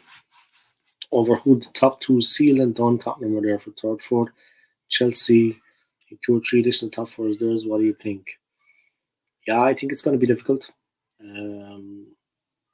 I think, like with the players we bought, I agree with you, yeah. But with the players we bought, we seem to forget that they have also purchased good players. They were ahead of us last season. With no European football, we didn't have the distraction of that. This season we have European football. We'll have those away days, traveling around Europe. We're going to pick up injuries. We're going to have more games. The squad needs to be improved. I honestly have to agree with you though. I think it's going to be too far for us. I think it's going to be out of our reach. Like I said, the teams that have strengthened, we have strengthened, but they were better than us already. They were already ahead of us. Chelsea are a superior team. Nick Yak, real bunch. Shiv. I'm super jealous of Arteta, bro. He got the Arsenal job based on nothing. It's like getting a job out of fucking CV and work experience. It just makes me sick. Yeah. And at the time, I remember when he got the job, it was like pushed in under the carpet, you know? I mean, honestly, when I heard that Mikel was becoming coach, I actually wasn't alarmed because I said, okay, former player, a little bit about him. You know, that's how they kind of got it past us. That's how they kind of fooled us because it was a former player.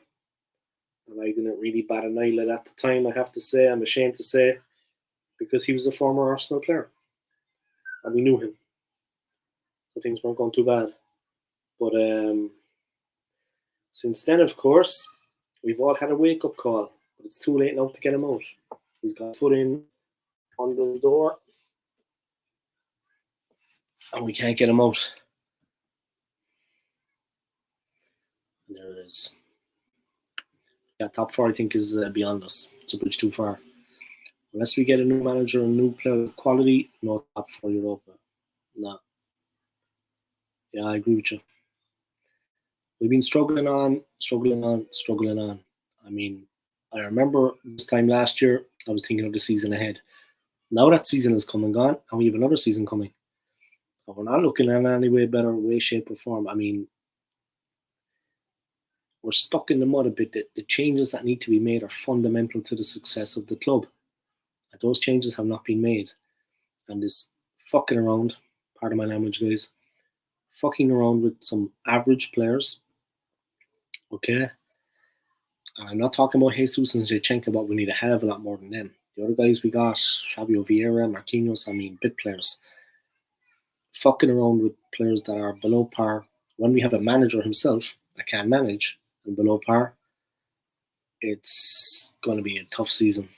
And anyone that thinks otherwise, they're not living in reality. I mean, do they honestly believe? Sorry, no, it's just plugging in the laptop there. Do they honestly believe that we're capable of top 4 with that squad when you see what the opposition are capable of? We're out of the top 3 straight away, and we want to get top 4. There's only one place left for us, and Spurs are there. Chelsea, City, Liverpool, United. If Ten Hag gets them going, man, we're done. And Arsenal is there. What are you thinking about newcomers? Are they better than us? You mean the teams that are newly promoted? Why not? New manager. Bench will be there still. Shit, did you watch the Edu interview? I really wanted to puke when he said the project is not solely related with the UCL. That's about getting better every season. But success breeds success. And if we can force into the Champions League this season, we should be going all out for Champions League. Top 4. I mean, it's almost like they're lining up the excuses for when they fail.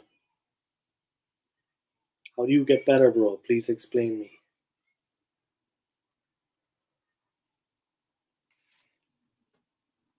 Yeah, exactly. I hear you, man. I hear you. But the thing is with that interview, my friend, I was looking at it earlier. I was watching it earlier and then I was reading the transcript. It's almost like they're lining up the excuses already. You know what I mean? It was the same last season. It's like they were lining up excuses for when the team ultimately fails in their chase for a top 4 spot. It's like they say, well, we always said it was going to be a project. Well, we always said it was going to be 2 years, before we can. It's like they're already putting down the excuses, putting these things in place, and then they're just going to stick with that line of kind of moving forward. If they had any real ambition, Shaka would be sold. El Neni would be sold. They would no longer be at the club, and we would have another top striker already in place and a top midfielder. If they had any real ambition. Now, if anybody thinks that's not right, if they disagree with me, think about it for a minute. If we had any real ambition, Shaka would be gone, El Neni would be gone. We would have a top midfielder and a top striker. Goals win games, guys. We need to strengthen the midfield, but we need an animal up front. If that's not the case, if that's not happening, forget about it. That's all I'm going to say about that. Goals win games, simple as. Enough said. You know what I mean? So let's see how it goes. Let's see how it works out. But we definitely need the quality to come in. We need that ability. We need better quality players. The squad needs to be strengthened. Simple as. Anyone that doesn't realize that, I don't know. I think they're in the wrong game, to be honest. Simple as.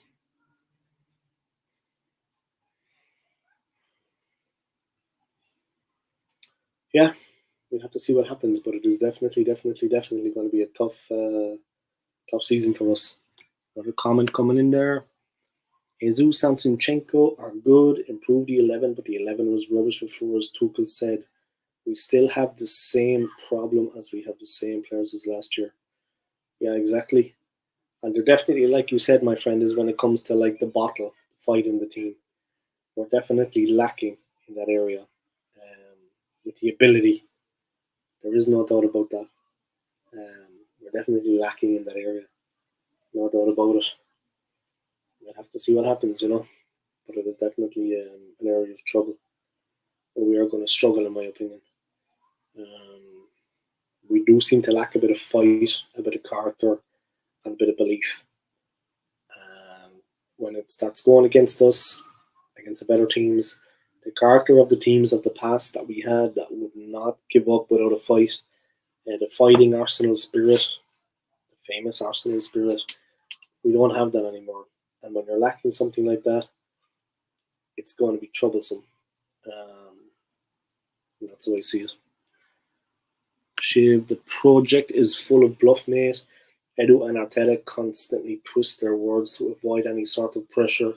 When you ask them about the target, they just don't give you any proper answer. Exactly. And it's like I said, man, I don't want to repeat myself, but they're almost putting the excuses in place now for when we fail. And that is never a good sign. They rely onto themselves, this media side of the club, yeah. Like before, it was never as it is now with the media. You have reports of this, reports of that. You have Instagram posts. You have this. You have that. Football has changed. Like back in the day of Graham, the Arsene Wenger years, the media wasn't so much present as it is now. It's even become more than that. But it's like they're already getting their excuses out. Sky Sports, for me, they kiss their asses. Arteta and Edu, it's like Sky Sports are siding with them almost. Yeah. AFTV. I don't know. I think they're taking a backhander at some point from Arsenal. I won't say any more than that about it. I get myself in trouble. Um, but I think that they're biased and they're not being fair with the fans, and they're not telling it like it is. Ian Wright is another one. I mean, I had a lot of time for Riley back in the day, but now after his recent outbursts about the fans and their opinions, you know, it is what it is. You couldn't trust some of these guys as far as you throw them. These are former players; they should be caring more about the club than about getting rich. So it's a disgrace. It's an embarrassing situation. It is embarrassing. So we'll have to see the way that goes. So there, guys, just taking care of that technical issue. Give me 1 second, and I'll be back in business. Just give me 1 second, guys. AFTV is just Arteta Fan TV now. Yeah, at least I'm not the only one that thinks that. It takes a while before we open our eyes, to the truth. But you should always follow your gut instinct on things in life, guys.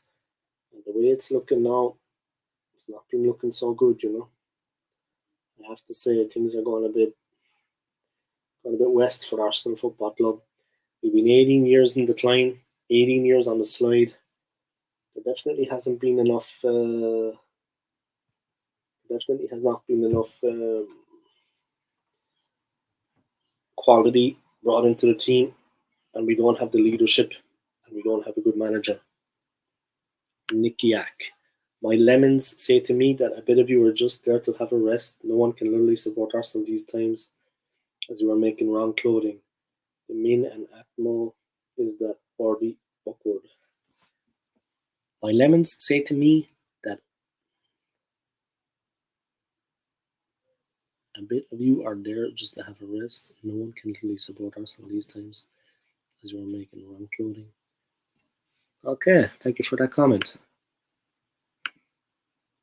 Arteta Fan TV lost its authenticity when Claudio and Troops left. Yeah, it is what it is, man. It's true. It's true, yeah. I have to agree with that. Yeah. A comment that makes sense on my stream. Thank you for that. But,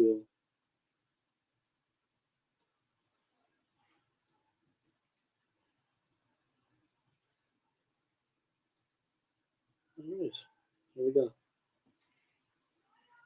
Back in business. All right, guys. But yeah, like I said, season is going to be interesting. Who is worse, Kroenke or the Glazers? They're both as bad as each other, in my opinion. The Glazers at least fork out more money. Or they allow the club to spend more money. United have spent a lot of money bringing in a couple of big players. They also brought back Cristiano Ronaldo, which was a desperate move. I think it's unfair that they're kind of holding him to his contract. I think maybe something has happened that I'm not aware of now, but I think it's unfair that they hold Ronaldo to his contract. I think he should be released from his contract with immediate effect, because he's a former player for the club. He's done a lot of good for the club. People say that he affected them negatively last season because they were playing through him. But honestly, he provided a lot more guile than Pogba, for example. Harry Maguire at the back, calamity. An absolute nightmare. He's a disaster at the back. So I think, they should really do Ronaldo a favour and release him from the contract. It's as simple as that. That guy should be left to leave. As far as I know, I want to keep him at the club. Ten Hag wants him there.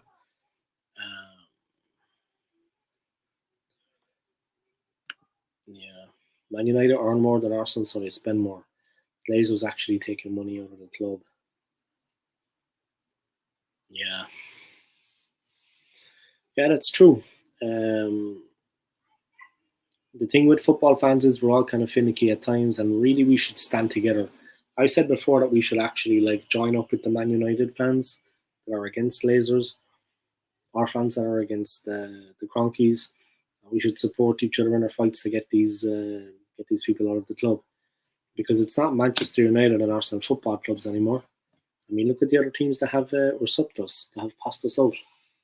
I mean, they're doing much better than we are now. So what are we doing? There's not much going on. There's not much going on for us. Thoughts on Ten Hag?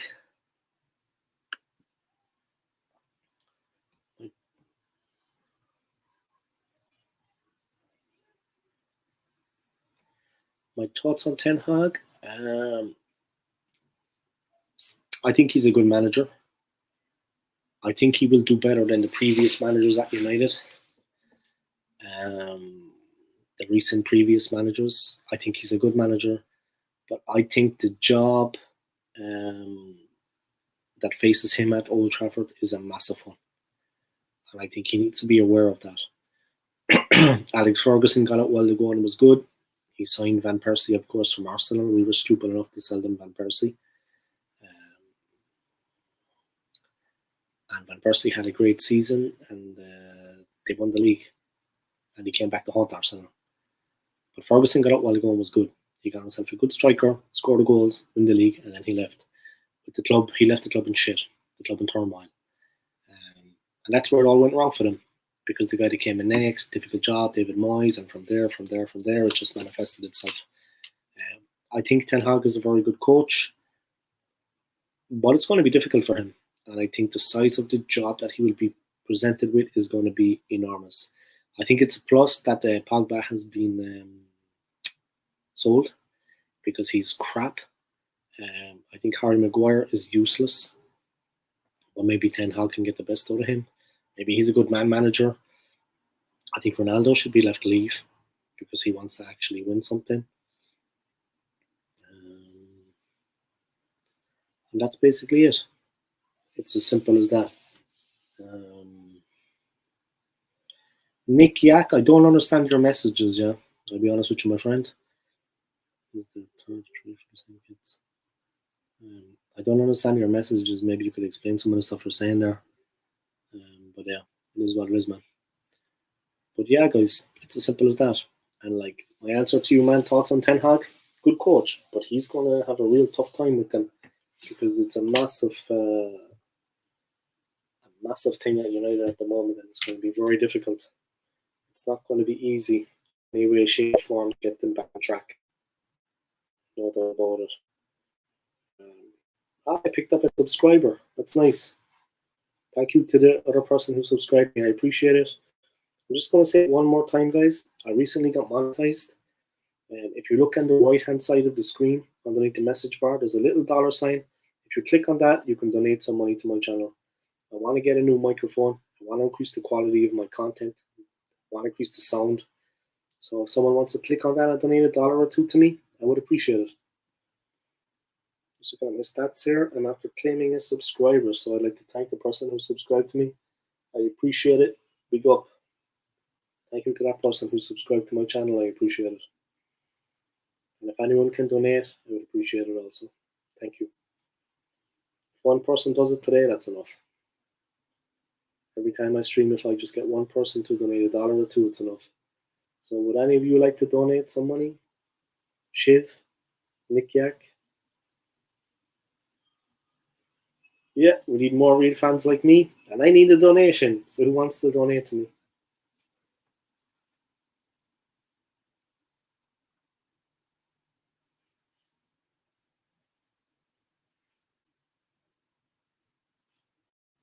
Go with the work. We need more real fans like you. Yeah, thank you very much. I appreciate it. My channel has been going 4 years, but really only in the last year and a half, I really stepped it up from the start of 2021. And then in the summertime, I moved to South America, so I wasn't working for like 5 months. So I drove on then as well with it. And now I'm here. You know what I mean? I'm back in London and I'm working full time, but when I have a bit of time, yeah, I'm going to set up some collaborations to get me recognized on people's channels. I'm going to bring myself back into the mix so that people actually know about my channel. I'm going to put it all out there. I'm going to lay it all out there. Simple as that. We are London. Hey. Yeah, exactly. Alright guys, but yeah, thank you to that person that subscribed to my channel, I appreciate it, and if any of you want to donate $1 or two, please do. Do it with a super chat, yeah. There's like a dollar sign at the bottom of the message bar on the right hand side, just click on that, or else when this video ends, click on the donate. I'm going to push on until 3 hours, I think, and then I'm going to finish. Thank you, I appreciate that. Just $1 or two is fine, man. You know what I mean? And you can donate on any of the old videos. Just go to this video or the video before it, and you'll see the donate button, and you can donate from there. But just $1 or two, yeah, nothing more than that. $2 maximum. It's all in US dollar, yeah. $2 maximum, my friend. Nothing more than that. I appreciate that. Yeah, I want to buy a microphone. I just want to increase the sound. I'm not going to spend it on a holiday anywhere. I just want to increase the sound. You know what I mean?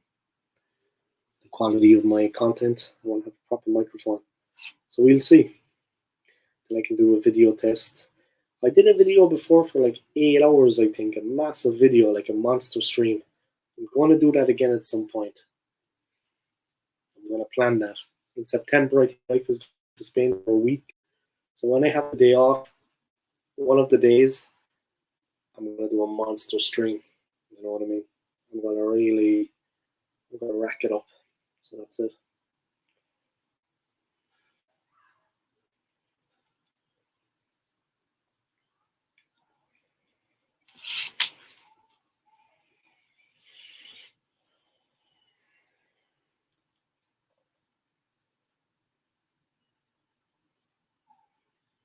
That's basically it. I'm going to push on to the 3 hour mark, guys, and then I'm going to lay it down because I've been live now for 3 hours almost. The wife is going to be coming home in a while, so we'll see. Nick Yak donates 7. You're going to donate 7. All right, let's see it. Go to the little dollar sign at the bottom of the message bar and click the dollar sign. Let's see it, man. You can do like a super chat. Do you do watch alongs? Yeah, I do. Yeah, I do. And I'm really looking forward to like the World Cup as well. I do Arsenal watch alongs, but the World Cup coming up in November, I'm really going to do a lot of watch alongs there, and it's going to be very, very, very. Watch alongs are excellent, and you know what? It's entertaining for me, and it's entertaining for the people watching. And it is a very easy thing to do online when you live stream, like I'm live streaming now. I do some watch alongs, and it's just a very entertaining way to live stream, and it's interesting to see what's happening in the game, to commentate on it. Yeah, I should DM Northside, yeah, and get myself on his channel. Yeah, I need to get on his channel, yeah, because he's got a lot of exposure at the moment. I should get on his channel, yeah, and people will know more about my channel then. Yeah, I need to do collabs with people like him. Yeah, he was on my channel once. I could go on his now. That would be good. Yeah, I'm going to set it up. Next time he's doing the live stream, I'll get myself on because he gets a lot of people watching and he gets a lot of exposure. And that's basically it. Yeah, good idea, man. That's what I'm going to do. Nick Yak, what does it mean, watch alongs? I get to Man United as watch alongs. Watch along is watching the game and commenting on it on your channel. Streaming the game. Streaming live commentary of the game. You watch the game and you're talking about it, and people are watching. They're probably watching too, and you talk about it, and you're watching it, and you're telling people what's going on it. A watch along. I'm just watching the game, live streaming. That's what a watch along is, my friend. And thank you to the extra subscriber today. The third attempt, just be Croatian. Yeah, it's good. But yeah, it is what it is. I'm going to wrap it up on the 3 hour mark now, guys. I just want to thank everybody for your continued support on my channel. Your likes, your subscribes, and your comments. I really, really appreciate it. Donate to my channel if you have $1 or two, guys. That's enough. Not a problem. And yeah, she was asking Nick Yak something. Nick Yak, is that a Chinese name?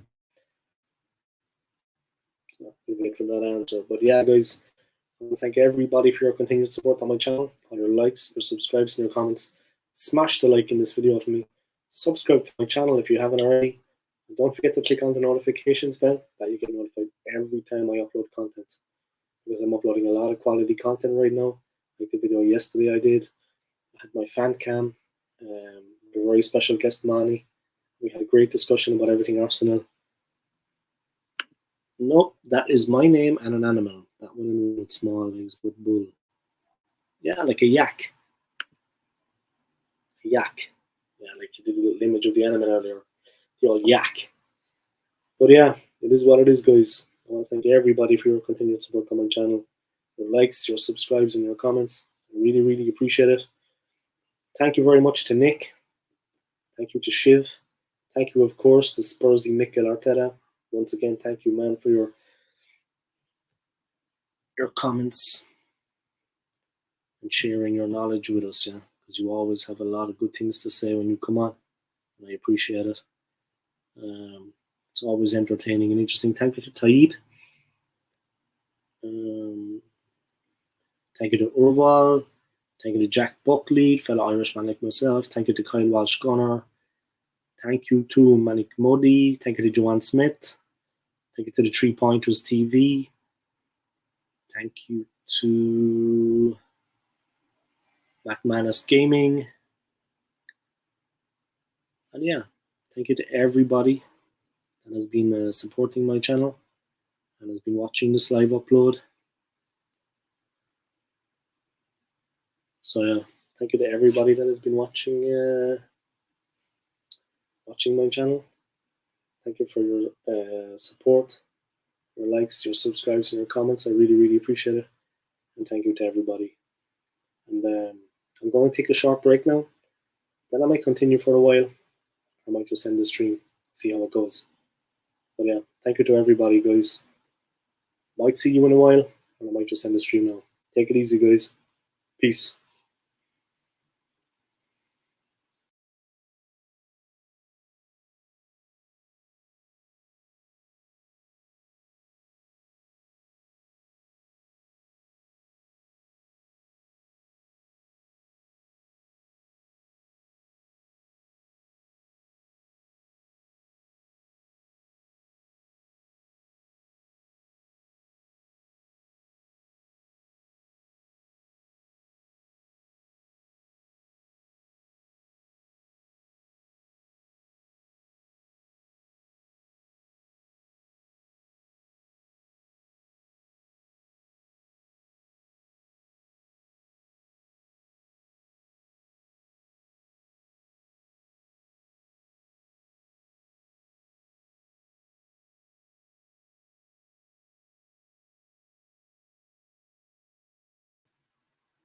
Yeah, I do know him, man. I do know Stephen Featley. I should actually collab with him as well. Yeah, I was making a list of people that I should actually collaborate with. That's what I was actually doing yesterday. Like, let me see. Let me just delete that live stream. Yeah. Collabs: Jez Collins, Gracie May, Northside, Del Boy, Kenny Ken, Kyle, Arsenal Alex, Ozzy Gooner, Stephen Featley. I would love to try to get on Lee Gunners, but I don't think he would have me on. Yeah, but we could see. Jez Collins, Gracie May, Northside, Del Boy, Kenny Ken, Kyle, Alex, Ozzy Gooner. Yeah, I need to do some collaborations. Yeah, but about Stephen Featley, yeah, you think he's definitely Northside, man. His channel is after blowing up big time, big time. So it'd definitely be good to do something with him because to get that extra exposure on his channel, maybe get some subscribers, boost the channel and get myself out there. I had 1,300 subscribers. He skyrocketed up to like 2,000. Luca has hit 2,000. But yeah, a lot of subscribers. But 1,300, it's a decent total. I mean, you know what I mean? Can't be bad. Japanese Dynamo beat them PSG with good tactic, but 6-2 was the Arsenal tactic for players. Yeah, but Stephen Featley, yeah. I know him, yeah.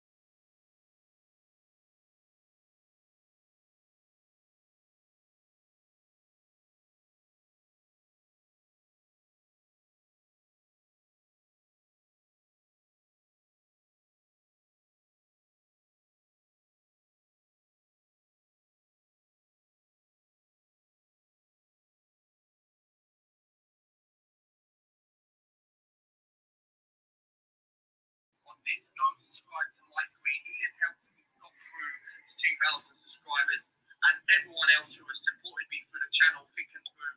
And I want to big up Stephen Feely as well for helping me get to 2,000 subscribers. And for me, I want to thank you, everyone, and the community that has supported me get to 2,000 subscribers. On to the next one, and there is going to be plenty of content coming out.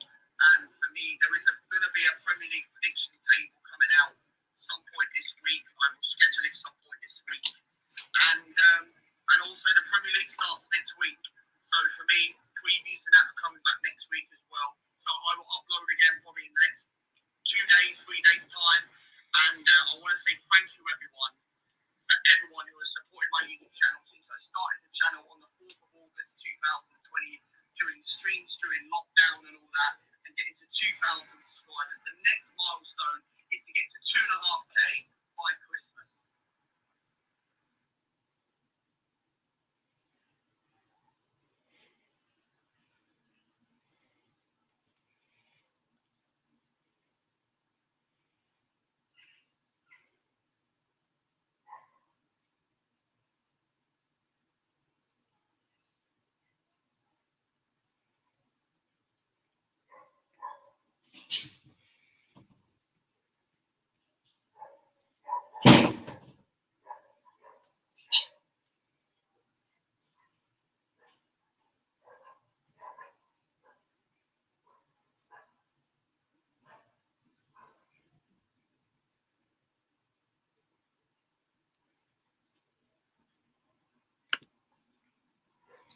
Just doing a silent watch along, guys. Or silent stream. But yeah, it is what it is, guys. I need to boost my channel up big time. If anyone would like to donate to my channel, please do. Just click on the $sign at the bottom of the message bar and you can donate. I just had to block Nick Yak there for a while because he was rambling a bit incoherent stuff that I'm not going to put up on the screen. Completely incoherent. What the guy's talking about is beyond me. He seems an innocent enough guy, but I don't need to be looking at that crap. How the hell he was doing. So, that's basically it. Go on someone else's channel and do that. Live all his fantasies. New Bushido Master Unlocked. And what's a special move, you may be asking? He just steps on your legs. He doesn't do anything but that. He uses his feet against your lower hand. He needs your knee, he needs your body. His hands are over upright. Why would he keep his hands up? He uses his legs efficiently. Yeah, I know Stephen Feely. Yeah. I should actually do some collabs with him now. Boost my channel.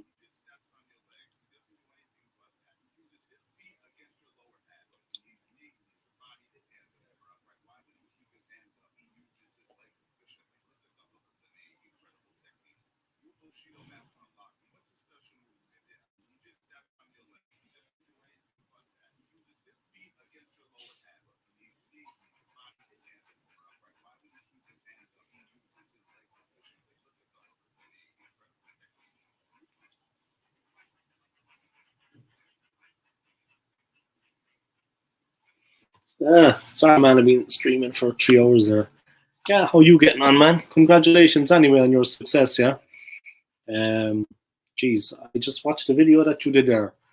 You did it since like 2020.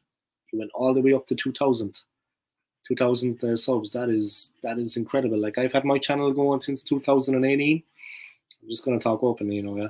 After my channel going since May 2018, I wouldn't say I've been on and off with it, but I kind of dipped, yeah. Like, for a year, I didn't do anything. It happens. Then I came back at it.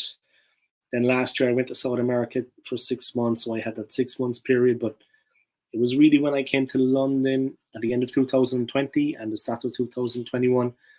For like 3 months or so there, I just was using Instagram to hit up Arsenal fans, asked them to subscribe to my channel, telling them a little bit about it, and I got to 1K. I know I'm at 1,300. But yeah, listen, that's enough about me, man. Congratulations, because I know what it takes. Like, I have 1,300 subs, yeah. Now you have 2,000, Northside has 2,000.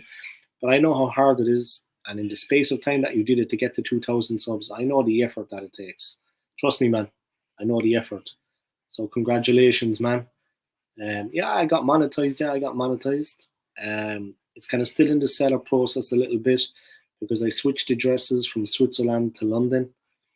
I was living in Switzerland, so from Switzerland to England, and then I need to kind of change that because it's like I need to get the codes, like to put them in. They're going to post them out, but they post them to Switzerland, of course. Listen, long story, man.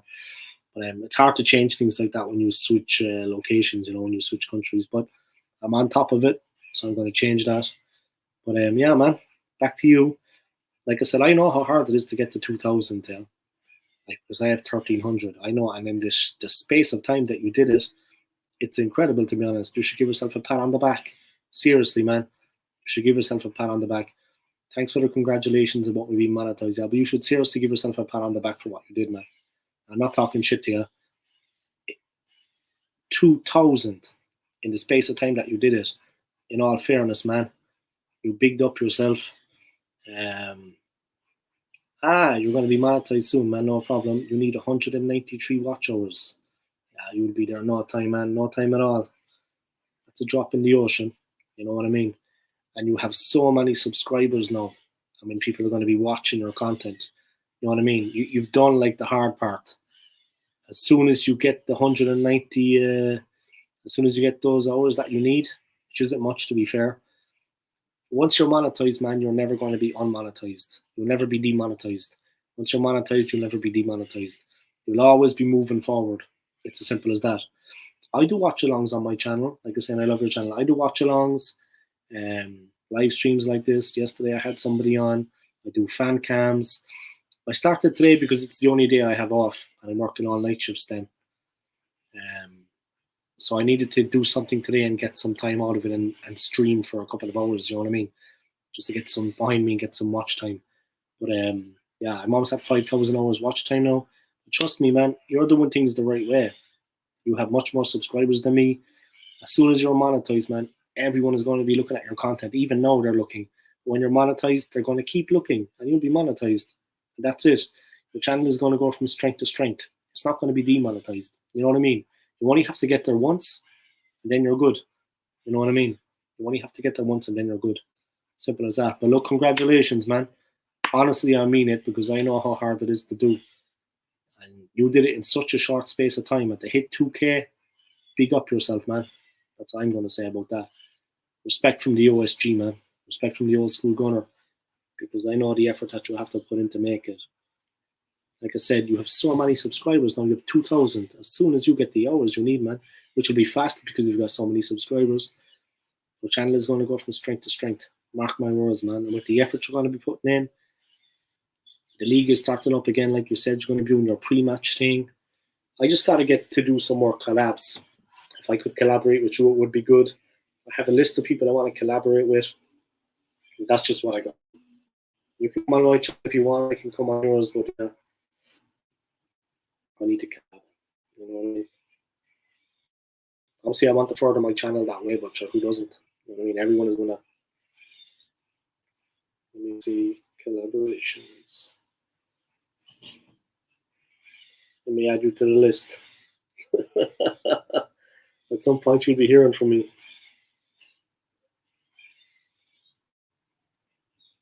So, guys, listen.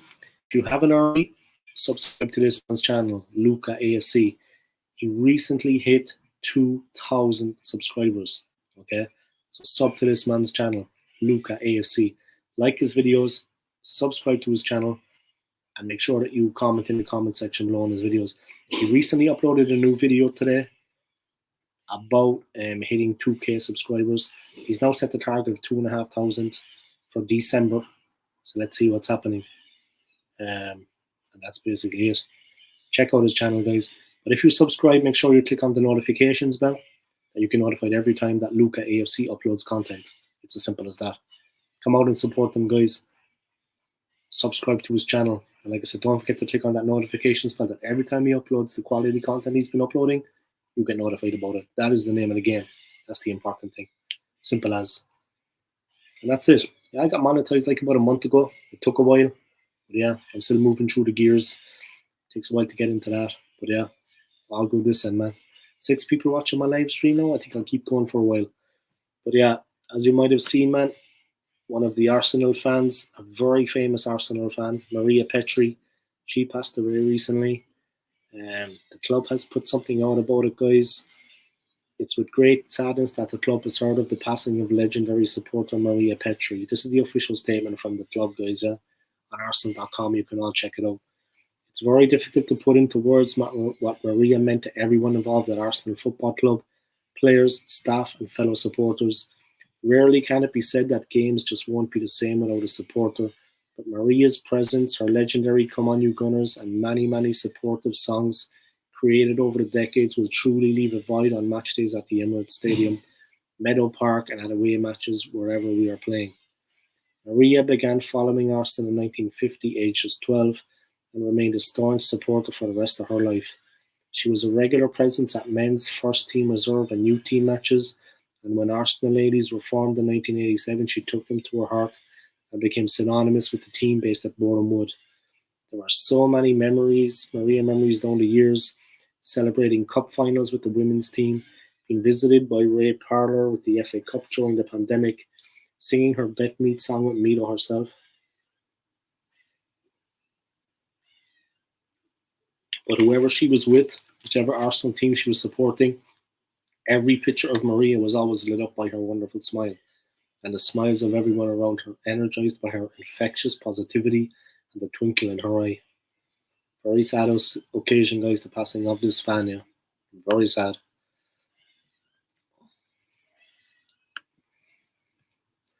The former school teacher was determined to be an upbeat vocal presence at games amidst occasional negativity as a female fan in her earlier days as a supporter, but she was unflinchingly positive.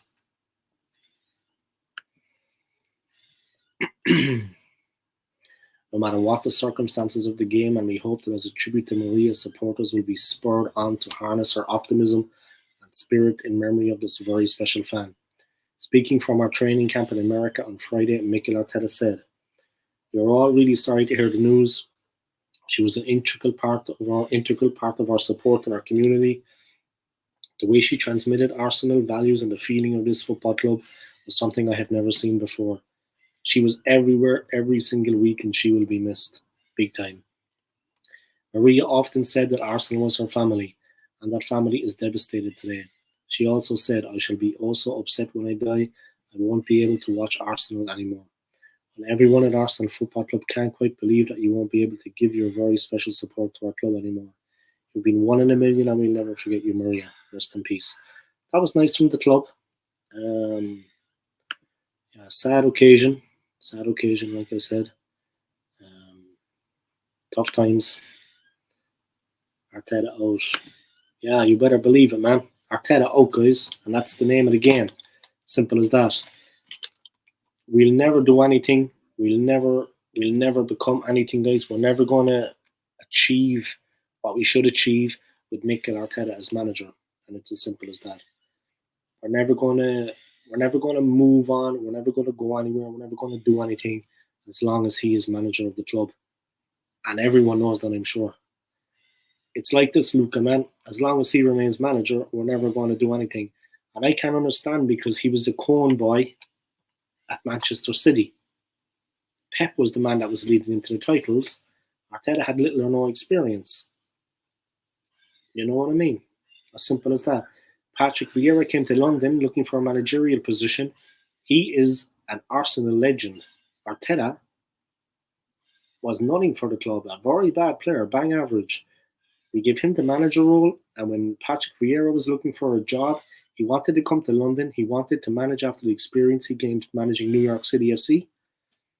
And we never gave him a chance. And he is an Arsenal legend. I honestly don't know, do Kroenke actually know who this player is? Do they actually know Vieira? But no one deserves a shot to be Arsenal coach more than him. Honestly. Seriously. I mean, you don't give Patrick Vieira the opportunity, and you give it to Mikel Arteta. You know what I mean? So what if you have to replace Arteta mid-season and Vieira comes in or whatever? Just do it. You know what I mean? Honestly. Hard to believe. Anyway, it is what it is, guys. Simple as. But yeah. Predictions for the season, Luca? How do you think the season is going to go? Do you think we're going to get top four? Do you think we can actually break through into the top four in Champions League football? Because that's what the club needs now. We need to take ourselves back to that level. I mean, Spurs have got a great manager in Conte. I mean, I don't want to talk about Spurs now because they're, are great across, but they've got a great manager, a manager we could have had. So you see how things have changed for them. The players they're after bringing in under his name, and they have the Champions League football. His name is dragging a lot of players to the club. They want to go play for Antonio Conte. And we had Mikel Arteta. I don't think I need to say any more, you know what I mean? It's just, anyway. I'm going to wrap it up in a while, guys. I'm going to get to the 3-hour 30 mark. And then I'm going to cut loose because I've been on for almost 3.5 hours. The wife will be home soon and I need to move myself. But yeah, thank you to everybody for tuning into my live stream. Thank you to Luca. And congratulations again, man. Congratulations again on your success. And I mean, the effort that you have put in, I know myself the effort it takes, man, to make it. The effort you have put in, maximum respect from the old school gunner, my friend. Absolutely. Big up yourself, man. Let me put up your channel name again, guys. For those of you that haven't, guys, you don't know this man's channel, I say everyone knows this man's channel. At this point, he's recently hit 2,000 subscribers, 2K subscribers. This is going out to everybody, guys. Subscribe to this man's channel if you haven't already, and if you do subscribe, make sure you click on the notifications bell so you get notified every time he uploads content. Like his videos, comment in the comment section below. He recently uploaded a video today about hitting 2K. Congratulations again to Luca. Check out that video, guys. Give it a like and subscribe to his channel if you haven't already. This is the channel, guys. Luca AFC. Big up to him, man. Maximum respect to everyone. I'm going to push on for the 3-hour 30 mark and then I'm going to knock it on the head. But yeah, what lies in store for Arsenal this season? Champions League at best. You know what I mean? Now we're in Europe again. We're going to be under pressure. It's as simple as that. We're in Europe. We're going to be under serious, serious pressure. We're going to have many more games. Something we didn't have last season. The season was perfectly lined up for us to sneak into 4th place. We had a real show of getting into 4th place at the end of the season. But of course, the team's always bottled it, capitulated, and Arteta was nowhere to be seen. Fair enough, the loss to Spurs, they were going for it themselves, champing at the bit. But the loss to Newcastle after that, when we had a real chance to get something out of that game, was absolutely shocking, in my opinion. And there can be absolutely no excuses for that. Absolutely none. Simple as. The second defeat was just shocking. Simple as. We put up that comment there from Shiv. Just winding it down now, guys. 3 hours, 30 minutes, and I'm going to knock it on the head. But yeah, it is what it is. Congrats again to Luca, man. Big up. Good for yourself, man. I mean, the speed at which you got those subscribers, serious. You know what I mean? Job well done. So yeah, it is what it is. But yeah, guys, things change in Arsenal, that's for sure. Big time. You know what I mean? Things need to change.